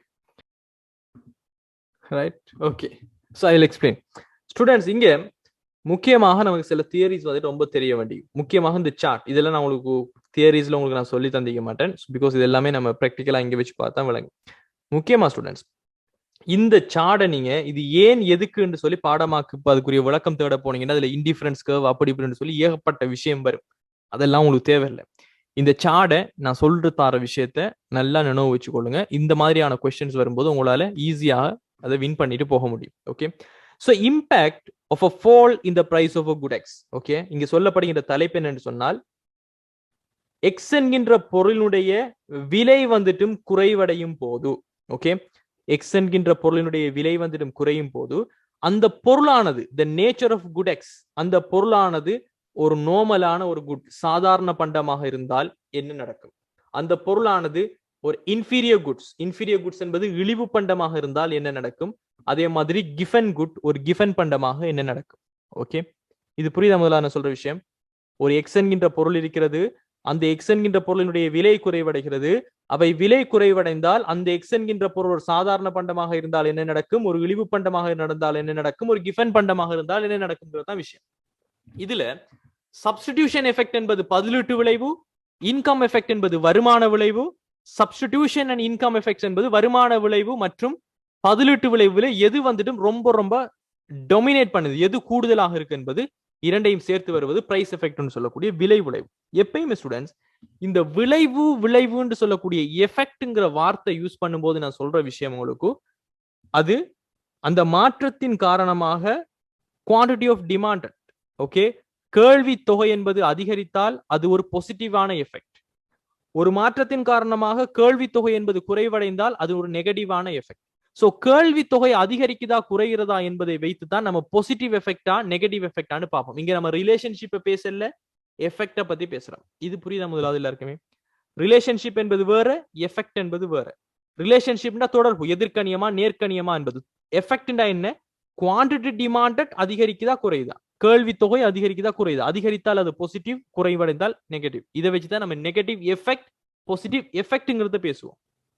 Does it make so effect is something different from the relationship, right? இது புரியுதா நான் சொல்ற விஷயங்கள்?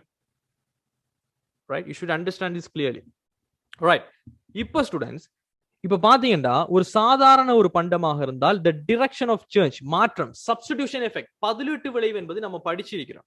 ஓகே, பதிலீட்டு விளைவு என்பது நாம நன்றாகவே படிச்சிருக்கிறோம். ஓகே, சோ பதிலீட்டு விளைவை நம்ம பார்க்கும்போது ஒரு பதிலீட்டு விளைவை பத்தி கொஞ்சம் நான் உங்களுக்கு ரீப்ளேஸ் பண்றேன் உங்களோட நாலேஜை. சப்ஸ்டிடியூஷன் எஃபெக்ட் என்பது என்னன்னு சொல்லி நம்ம படிச்ச விஷயம். கேள்வி விலைசார் கேள்வி கோட்பாடு நம்ம படிச்சிருப்போம். அந்த கேள்வி கோட்பாட்டுக்குள்ள கேள்வியை தீர்மானிக்கின்ற காரணிகள் நம்ம படிச்சிருப்போம். அதே மாதிரி ஒரு கேள்வி விதி என்பது படிச்சிருப்போம். அந்த கேள்வி விதியை தீர்மானிக்கின்ற காரணிகள் இரண்டு விடயங்கள் தான். அதாவது கேள்வி தொழிற்பாடு, கேள்வி விதி ஏன் இயங்குது என்று சொல்லி பார்த்தோம் என்று சொன்னால் இந்த கேள்வி விதிக்கான காரணிகள் இரண்டு நம்ம படிச்சிருப்போம். அந்த கேள்வி விதிக்கான இரண்டு காரணங்கள் தான் இந்த வருமான விளைவும் ரைட். கேள்வி கோட்பாடு, கேள்வி தொழிற்பாடுக்கான காரணம் இந்த பாருங்க, reasons for law of demand. பதிலீட்டு விளைவும் வருமான விளைவும் தான் இந்த கேள்வி விதி தொழிற்படுவதற்கான காரணங்களாக நம்ம பார்த்திருப்போம். இதுல இந்த பதிலீட்டு விளைவும் வருமான விளைவும் என்னன்னு சொல்லி பார்த்தோம்னா, உதாரணத்துக்கு விலை வந்துட்டு 5 ரூபாவால அதிகரிக்குது, கேள்வி தொகை வந்துட்டு 15 ரூபாவால குறைவடையுதுன்னு சொன்னால், இந்த குறைவடைகின்ற 15 ரூபாய் பதிலீட்டு விளைவாலையும் குறைவடைந்திருக்கலாம், வருமான விளைவினாலும் குறைவடைந்திருக்கலாம், சம்டைம் பதிலீட்டு விளைவால 10 அலகுகள் குறைவடைந்திருக்கலாம், சம்டைம் வருமான விளைவால் 5 அலகுகள் குறைவடைந்திருக்கலாம். சோ இந்த விலை விளைவு என்பது அல்லது கேள்வி விதி என்பது என்ன? விலை அதிகரித்தால் கேள்வி தொகை குறைவடைய வேண்டும். ஆனால் குறைவடைகின்ற கேள்வி தொகை பதிலீட்டு விளைவால் எவ்வளவு குறைவடைந்தது, வருமான விளைவால் எவ்வளவு குறைவடைந்தது என்று இன்னும் கொஞ்சம் டீப்பா நம்மளால அனலைஸ் பண்ணலாம். சோ இந்த கேள்வி விதி தொழிற்படுவதற்கான காரணம் நமக்கு தெரியாமல் இந்த கேள்வி தொகை இத்தனை தான் குறைந்தது என்று சொல்றோம். ஆனால் வருமான விளைவு, பதிலீட்டு விளைவுங்கிற 2 காரணங்களால் தான் இந்த கேள்வி தொகை குறைவடைகிறது விலை அதிகரித்தால். சோ இந்த 2 காரணிகள் தான் கேள்வி விதி தொழிற்படுவதற்கான காரணங்களாக நம்ம படிச்சுக்கிறோம். இது நினைவிருக்குது எல்லாருக்குமே? Can you all remember? Right? அதே சமயம் இந்த காரணங்களை நான் இன்னும் கொஞ்சம் உங்களுக்கு விளக்கியிருப்பேன். ஓகே, குறித்த பொருளுடைய விலை மாற்றத்தின் பதிலீட்டு விளைவு, குறித்த பொருளினுடைய விலை மாற்றத்தின் வருமான விளைவு என்பதை உங்களுக்கு விளங்கப்படுத்துறதுக்காக நான் சொல்லிக்கிறேன். ஒரு அப்பிள் உதாரணம் தந்திருப்பேன் பாருங்க. ஏனைய கேள்வினை தீர்மானிக்கின்ற காரணிகள் நிலையாக காணப்படும் போது குறித்த பொருளுடைய விலை மாற்றத்தின் காரணமாக அதனுடைய சார்பு விலை என்பது மாற்றமடைந்து குறித்த பொருளினுடைய கேள்வி தொகை மாற்றம் அடைகிறதால நம்ம பதிலீட்டு விளைவுன்னு சொல்லுவோம். சோ பதிலீட்டு விளைவுக்கு எந்த பொருளினுடைய விலை மாற்றம் அடையணும்? நம்மை விற்கின்ற, நாம உற்பத்தி செய்கின்ற அந்த பொருளினுடைய விலை மாற்றத்தின் காரணமாக மற்றைய ஒரு பொருள் நமக்கு ஒரு சீப்பான பொருளாக, அல்லது மற்றைய ஒரு பொருள் நமக்கு என்னவாக காணப்படணும்? ஒரு விலை கூடிய பொருளாக காணப்படுவதன் மூலமாக குறித்த பொருளுடைய கேள்வி தொகை மாற்றம் இடம்பெறணும். சோ இதை 3 விதமான சொல்லி சந்திப்பேன். குறித்த பொருளுடைய விலை மாற்றம் அடையணும், அதன் காரணமாக மற்றைய பொருள் ஒரு விலை கூடின பொருளாக அல்லது விலை குறைந்த பொருளாக நமக்கு தெரியணும், இதன் காரணமாக நம்மட குறித்த பொருளினுடைய கேள்வி தொகை மாற்றம் அடையும் சொல்லியும் இதனை 2 விளைவுகள் மூலமாக நான் தந்திருப்பேன். உதாரணத்துக்கு விலை அதிகரிப்பதன் மூலமாக பதிலீட்டு விளைவு என்பதை, உதாரணத்துக்கு நாம ஐஸ்கிரீம் நம்ம விற்கிறோம், ஐஸ்கிரீமும் இருக்குது யோகேட்டும் இருக்குன்னு சொன்னால் ஐஸ்கிரீமுக்கு யோகேட் வந்துட்டு ஒரு பதிலீட்டு பண்டமாக இருக்கும் போது ஐஸ்கிரீம் நாம விற்கின்ற குறித்த பொருளினுடைய விலை அதிகரித்தால் ஒரு 100 ரூபாயிலிருந்து 150 ரூபாவாக அதிகரிக்குன்னு வச்சுக்கோங்களேன். சோ 100 ரூபாயிலிருந்து 150 ரூபாவை அதிகரிக்கும் போது நம்மட பதிலீட்டு பொருளான யோகேட்டோடு 100 ரூபாய் விற்கின்ற யோகேட்டோடு நம்ம ஒப்பீடு செய்யும் போது நம்மட குறித்த பொருளினுடைய சார்பு விலை, கம்பேரிட்டிவ் பிரைஸ் வந்துட்டு என்ன வரைக்கும் அதிகமாக காணப்படுறதால கஸ்டமருக்கு, நுகர்வாருக்கு 100 ரூபாவோட 150 ரூபாய் விற்கின்ற பொருள் ஒரு விலை கூடிய பொருளாக தெரியறதால நம்மட இந்த 150 ரூபாய் பொருள்ல விலை அதிகரித்தால் கியூடி என்பது என்ன செய்யும்? எதிர்க்கணிய விளைவாக காணப்படும். உதாரணத்துக்கு இந்த யோகேட் 100 ரூபாய் வாங்கிட்டு இருந்தவங்க விலை மாற்றமடைந்து இல்லாமல் இருக்கிறதால இந்த ஐஸ்கிரீம் வாங்கிட்டு இருந்தவங்க எங்க மாறுவாங்க? யோகேட்டுக்கு மாறுவாங்க. அதனால விலை அதிகரித்தால், குறித்த பொருளினுடைய விலை அதிகரித்தால் பதிலீட்டு பண்டத்தோடு ஒப்பிடும் போது நம்மட குறித்த பண்டம் வந்துடும் ஒரு விலை கூடிய ஒரு எக்ஸ்பென்சிவான பொருளாக நம்மட கண்ணுக்கு தெரியும், மற்ற கஸ்டமருக்கு தெரியும். அதனால் நம்மட பொருளை வாங்கிட்டு போனவங்க குறைவடைந்து பதிலீட்டு பண்டத்தினுடைய டிமாண்ட்ல போய் சேர்றதால குறித்த பண்டத்தினுடைய டிமாண்ட் குறைவடையதால, சோ குவான்டிட்டி டிமாண்ட் கேள்வி தொகை குறைவடைவதனால் இது ஒரு எதிர்க்கணிய விளைவாக காணப்படும். நான் சொன்ன விஷயம் புரிஞ்சுதான்? இது ஏற்கனவே நம்ம படிச்ச விஷயம் தான், பட் நிறைய பேருக்கு இதுல குழப்பம் இருக்கிற. பதிலீட்டு விளைவு என்பது என்ன என்பது, குறித்த பொருளினுடைய விலை மாற்றம் அடைய வேண்டும், அதன் காரணமாக நம்மளை போன்ற அதே பயனை தரக்கூடிய பதிலீட்டு பண்டங்களோட ஒப்பிடும் போது நம்மட பொருள் எக்ஸ்பென்சிவாக இருக்கும் விலை அதிகரித்ததாக இருந்தால், அதன் காரணமாக நம்மட பொருளை வாங்கிட்டு வந்தவங்க எல்லாம் மற்றைய பொருளுக்கு மாறுவாங்க. சோ குறித்த பொருளினுடைய விலை அதிகரித்தால் பதிலீட்டு விளைவு என்பது என்னவாக இருக்கும்? எதிர்க்கணியமாக காணப்படும். பிகாஸ் நம்மட பொருளை வாங்குறவங்க நீங்குவாங்க. சோ குறித்த பொருளுடைய கேள்வி தொகை என்பது குறைவடையும். அதே மாதிரி விலை குறைவடைவதனால ஒரு பதிலீட்டு பண்டம் பாத்தீங்கன்னா, ஒரு ஐஸ்கிரீம் இருக்குது 100 ரூபாய், ஒரு யோகேட் இருக்கிறது அதுவும் 100 ரூபாய் இருக்கிறது. பட் ஐஸ்கிரீம் நம்மட பொருளினுடைய விலை வந்துட்டு குறைவடைந்து ஒரு 75 ரூபாவாக மாறும் என்று சொன்னால், ஒப்பீடு செய்து பார்க்கும்போது யோகேட்டினுடைய விலை மாறவில்லையாக இருந்தால் ஐஸ்கிரீமை 75 ரூபாவோட ஒப்பீடு செய்யும் போது யோகேட் வாங்கியிருக்கிறவங்க எல்லாரும் என்ன செய்வாங்க?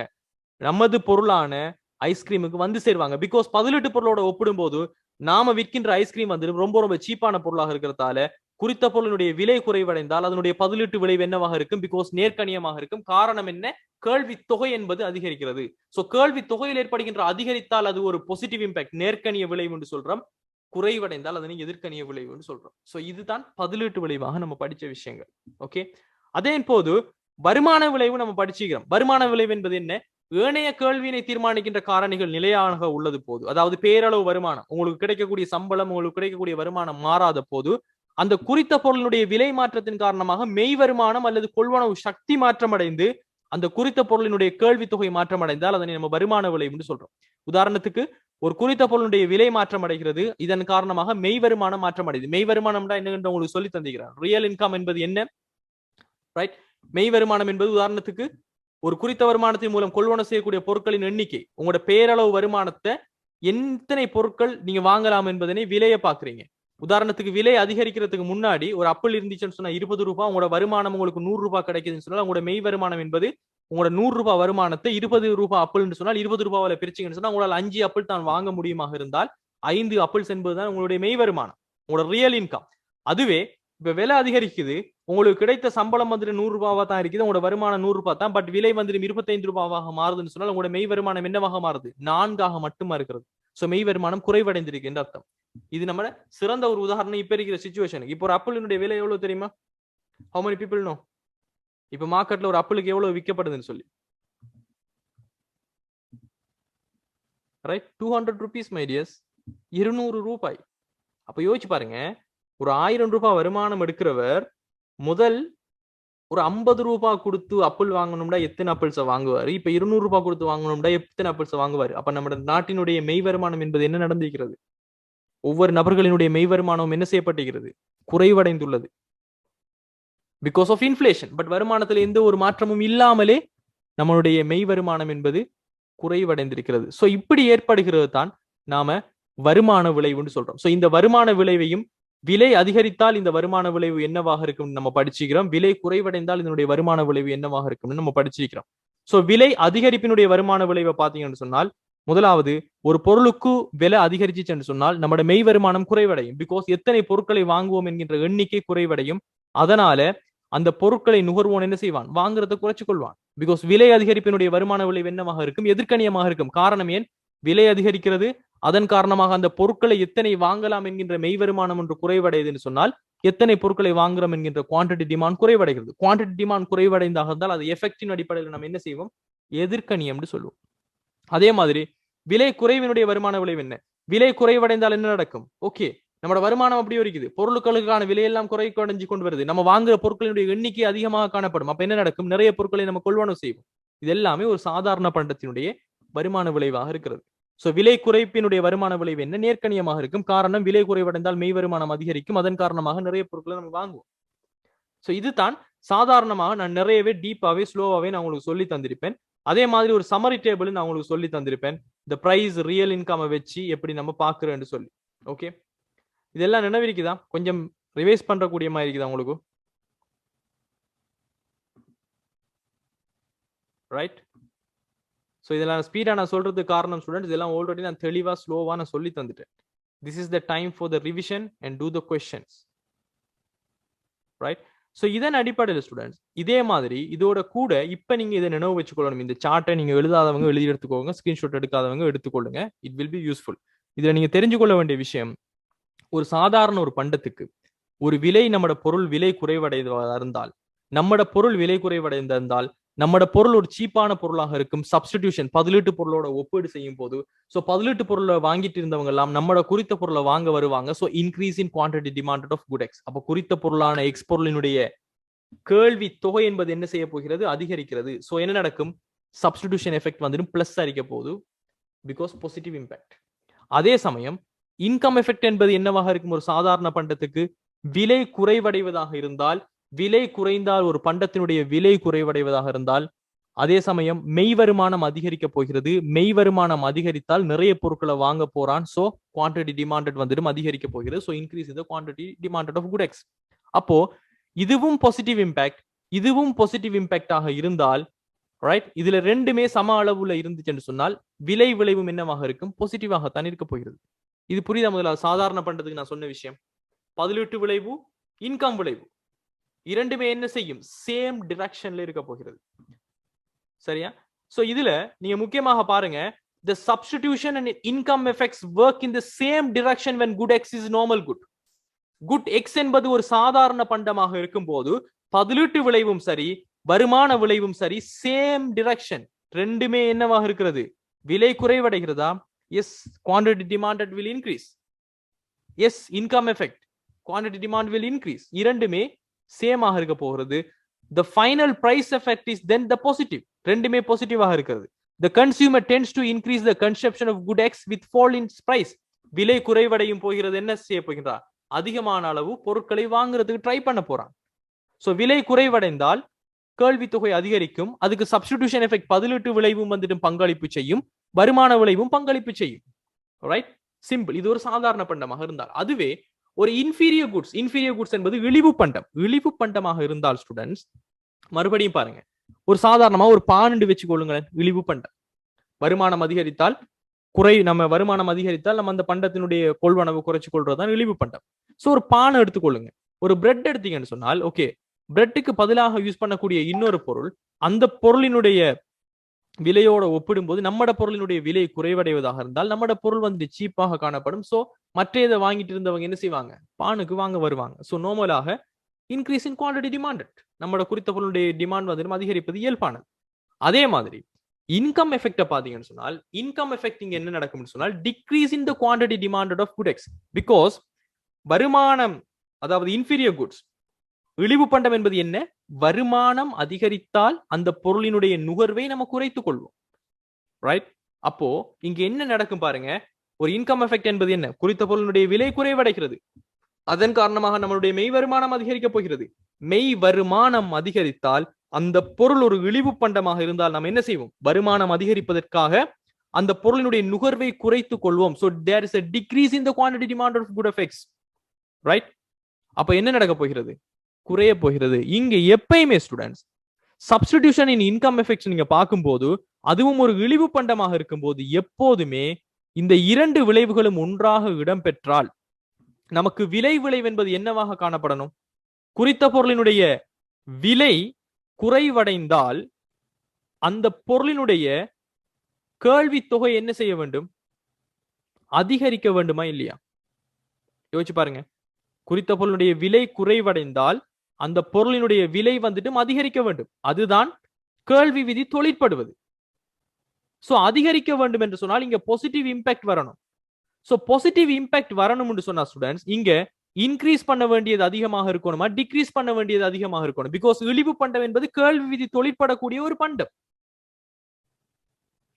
நான் சொல்ற விஷயம் எல்லாம் கொஞ்சம் குழப்பமாக இருக்குதா இல்ல புரியுதா ஸ்டூடெண்ட்ஸ்? வருமான விளைவும் பதிலீட்டு விளைவும் சேர்ந்ததுதான் விலை விளைவு. எப்பயுமே விலை குறைவாக இருந்தால் கேள்வி தொகை அதிகரிக்குமாக இருந்தால் கேள்வி விதி தொழிற்படுகின்ற பண்டங்கள். அப்படி கேள்வி தொகை அதிகரிப்பதாக இருந்தால் அதனுடைய விளைவு என்கின்ற போது அதனை பாசிட்டிவ் என்று சொல்லுவோம். சாதாரண பண்டமாக இருந்தாலும் இழிவு பண்டமாக இருந்தாலும் இரண்டுமே கேள்வி விதி தொழிற்படுகின்ற பண்டங்கள். சோ இரண்டுக்குமே பிரைஸ் எஃபெக்ட் வந்துட்டு பாசிட்டிவாகத்தான் இருக்கணும். ஆனால் இழிவு பண்டத்தை பொறுத்த வரைக்கும் சப்ஸ்டிடியூஷன் எஃபெக்ட் வந்துட்டு இன்க்ரீஸ் ஆக இருக்குது, இன்கம் எஃபெக்ட் டிக்ரீஸ் ஆக இருக்குதாக இருந்தால் பாசிட்டிவாகத்தான் நமக்கு ஆன்சர் வரணும்னு சொன்னால் அங்கு எது மேலோங்கி காணப்படும்? த மேக்னிடியூட், பெரும்பான்மையாக எது காணப்படும்? சப்ஸ்டிடியூஷன் எஃபெக்ட் தான் அதிகமான அளவுக்கு அங்கு ஆதிக்கம் செலுத்தும். அப்படி ஆதிக்கம் செலுத்தினால் தான் இங்க பிரைஸ் எஃபெக்ட் என்பது பாசிட்டிவ்ல வரலாம். அப்படி வந்தா தான் அது கேள்வி விதி தொழிற்படுகின்ற ஒரு பண்டமாக மாறும். அதே சமயம் கிவன் குட் என்பது என்ன? கேள்வி விதிக்கு முரணான ஒரு பண்டம். விலை குறைவடைந்தால் கேள்வி தொகையும் குறைவடையும், இப்படியான ஒரு பண்டம். அப்போ இந்த விலை எக்ஸ் என்கின்ற பொருளினுடைய விலை குறைவடைவதாகத்தான் நம்ம எடுத்திருக்கின்றோம். விலை குறைவடைவதாக இருந்தால் என்ன செய்யும்? அங்கு கேள்வி தொகையும் குறைவடையும். கேள்வி தொகை குறைவடையும் சொன்னால் அதனுடைய எஃபெக்ட் என்னவாக இருக்கும்? நெகட்டிவாகத்தான் நம்ம கருதுவோம். அப்போ சப்ஸ்டிடியூஷன் எஃபெக்ட் பாருங்க.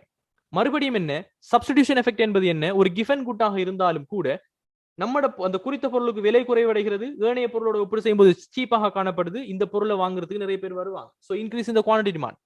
ஆனால் வருமான விளைவு என்று என்ன செய்ய போகிறது? இது வந்து டிக்ரீஸ் ஆக போகிறது. Right, so decrease in the quantity demanded of X. காரணம் என்ன? விலை குறைவடைகிறது. விலை குறைவடைந்தால் மெய் வருமானம் அதிகரிக்க போகிறது. மெய் வருமானம் அதிகரித்தால் குறித்த பொருளினுடைய கேள்வியை நம்ம குறைத்துக் கொள்வோம். காரணம் என்ன? இது ஒரு கிஃபன் குட்டாக இருக்கிறது. அப்ப எப்பயுமே நினைவு வச்சுக்கொள்ளுங்க, கிஃபன் குட்டை பொறுத்த வரைக்கும் ஸ்டூடெண்ட்ஸ் இன்கம் எஃபெக்ட் தான் மேலோங்கி நிற்கும். ரைட்? நான் சொல்ற விஷயங்கள் உங்களுக்கு குழப்பமாக இருந்தால் ஒரு சமரி ஒன்று பண்றேன், இதை மட்டும் நினைவுல வச்சுக்கொள்ளுங்க. சரியா? எப்பயுமே ஸ்டூடெண்ட்ஸ் ஒரு சாதாரண பண்டமாக இருந்தால் அதனுடைய விளைவு பாசிட்டிவாக இருக்கும். இன்கம் எஃபெக்டும் சப்ஸ்டிடியூட் எஃபெக்ட்ஸும் சமனாக இருக்கும், ஒன்றையொன்று ஆதிக்கம் செலுத்தாது. அதுவே இழிவு பண்டமாக இருந்தால் அதனுடைய சப்ஸ்டிடியூஷன் எஃபெக்ட் தான் அதை டொமினேட் பண்ணும். அப்படி பண்ணினாத்தான் அதனுடைய பாசிட்டிவ் எஃபெக்ட் வரும். அதனால தான் SC substitution effect is greater than the income effect. அதே மாதிரி ஒரு கிஃபன் குட்டாக இருந்துச்சுன்னு சொன்னால் எப்பயுமே இன்கம் எஃபெக்ட் தான் அதை டொமினேட் பண்ணும். அதே மாதிரி அதனுடைய விளைவு நெகட்டிவாக இருக்கும். பிகாஸ் கிஃபன் குட் என்பது கேள்வி விதிக்கு முரணான ஒரு பண்டம். ரைட்? இவ்வளவு விளங்குதா இல்ல நான் குழப்புறேன்னா? எப்பவுமே கேள்வி விதி தொழிற்படுவதற்கான காரணம் தான் இந்த பதிலீட்டு விளைவும் வருமான விளைவு. கேள்வி விதி என்பது என்ன? குறித்த பொருளினுடைய விலையில் ஏற்படுகின்ற மாற்றம் குறித்த பொருளினுடைய கேள்வி தொகையை எவ்வாறு மாற்றம் அடைகிறது. எப்பயுமே குறித்த பொருளினுடைய விலைதான் மாறப்போகிறது, குறித்த பொருளினுடைய கேள்வி தொகைதான் மாறப்போகிறது. ஆனால் அதனுடைய மாற்றத்திற்கான காரணம் என்ன? நம்மட பொருளுடைய விலை குறையுது, அதோட ஒப்பீடு செய்யும் போது மற்ற பொருளோட ஒப்பீடு செய்யும் போது நம்மட பொருள் சீப்பா தெரியுது. சோ மற்ற பொருளை வாங்கிட்டு இருந்தவங்க நம்மட பொருளுக்கு வந்ததன் காரணமாக நமது பொருளினுடைய குறித்த பொருளினுடைய கேள்வி தொகை தான் இங்க மாற்றம் அடையும். புரியுதா? எப்பயுமே மற்ற பொருளை பத்தி நம்ம யோசிக்கிறது கிடையாது இங்க. Okay, right? So that's it. So இதன் அடிப்படையில் ஸ்டூடெண்ட்ஸ் நல்லா நினைவு வச்சுக்கொள்ளுங்க. அடுத்து பாருங்க, இந்த பாயிண்டை நீங்க நினைவு வச்சுக்கொள்ளுங்க. when the good x is an inferior good, x என்பது ஒரு இழிவு பண்டமாக இருக்கும் போது then the substitution income effects works in opposite directions. Okay, பதிலீட்டு விளைவும் வருமான விளைவும் என்ன செய்யும்? ஒப்போசிட்டாக தொழிற்படும். காரணம் என்ன? இது இன்க்ரீஸ் ஆகுதா, இது டிக்ரீஸ் ஆகும். இது டிக்ரீஸ் ஆகுதா, இது இன்க்ரீஸ் ஆகும். ரெண்டுமே ஒப்போசிட்டான டிரெக்ஷன்ல தொழிற்படும். when price of good x is false, x என்கின்ற பொருளினுடைய விலை குறைவடையும் போது the consumer tends to increase the consumption of good x as a result of substitution effect. பதிலீட்டு விளைவின் காரணமாக அதிகமான பொருட்களை வாங்க வருவாங்க.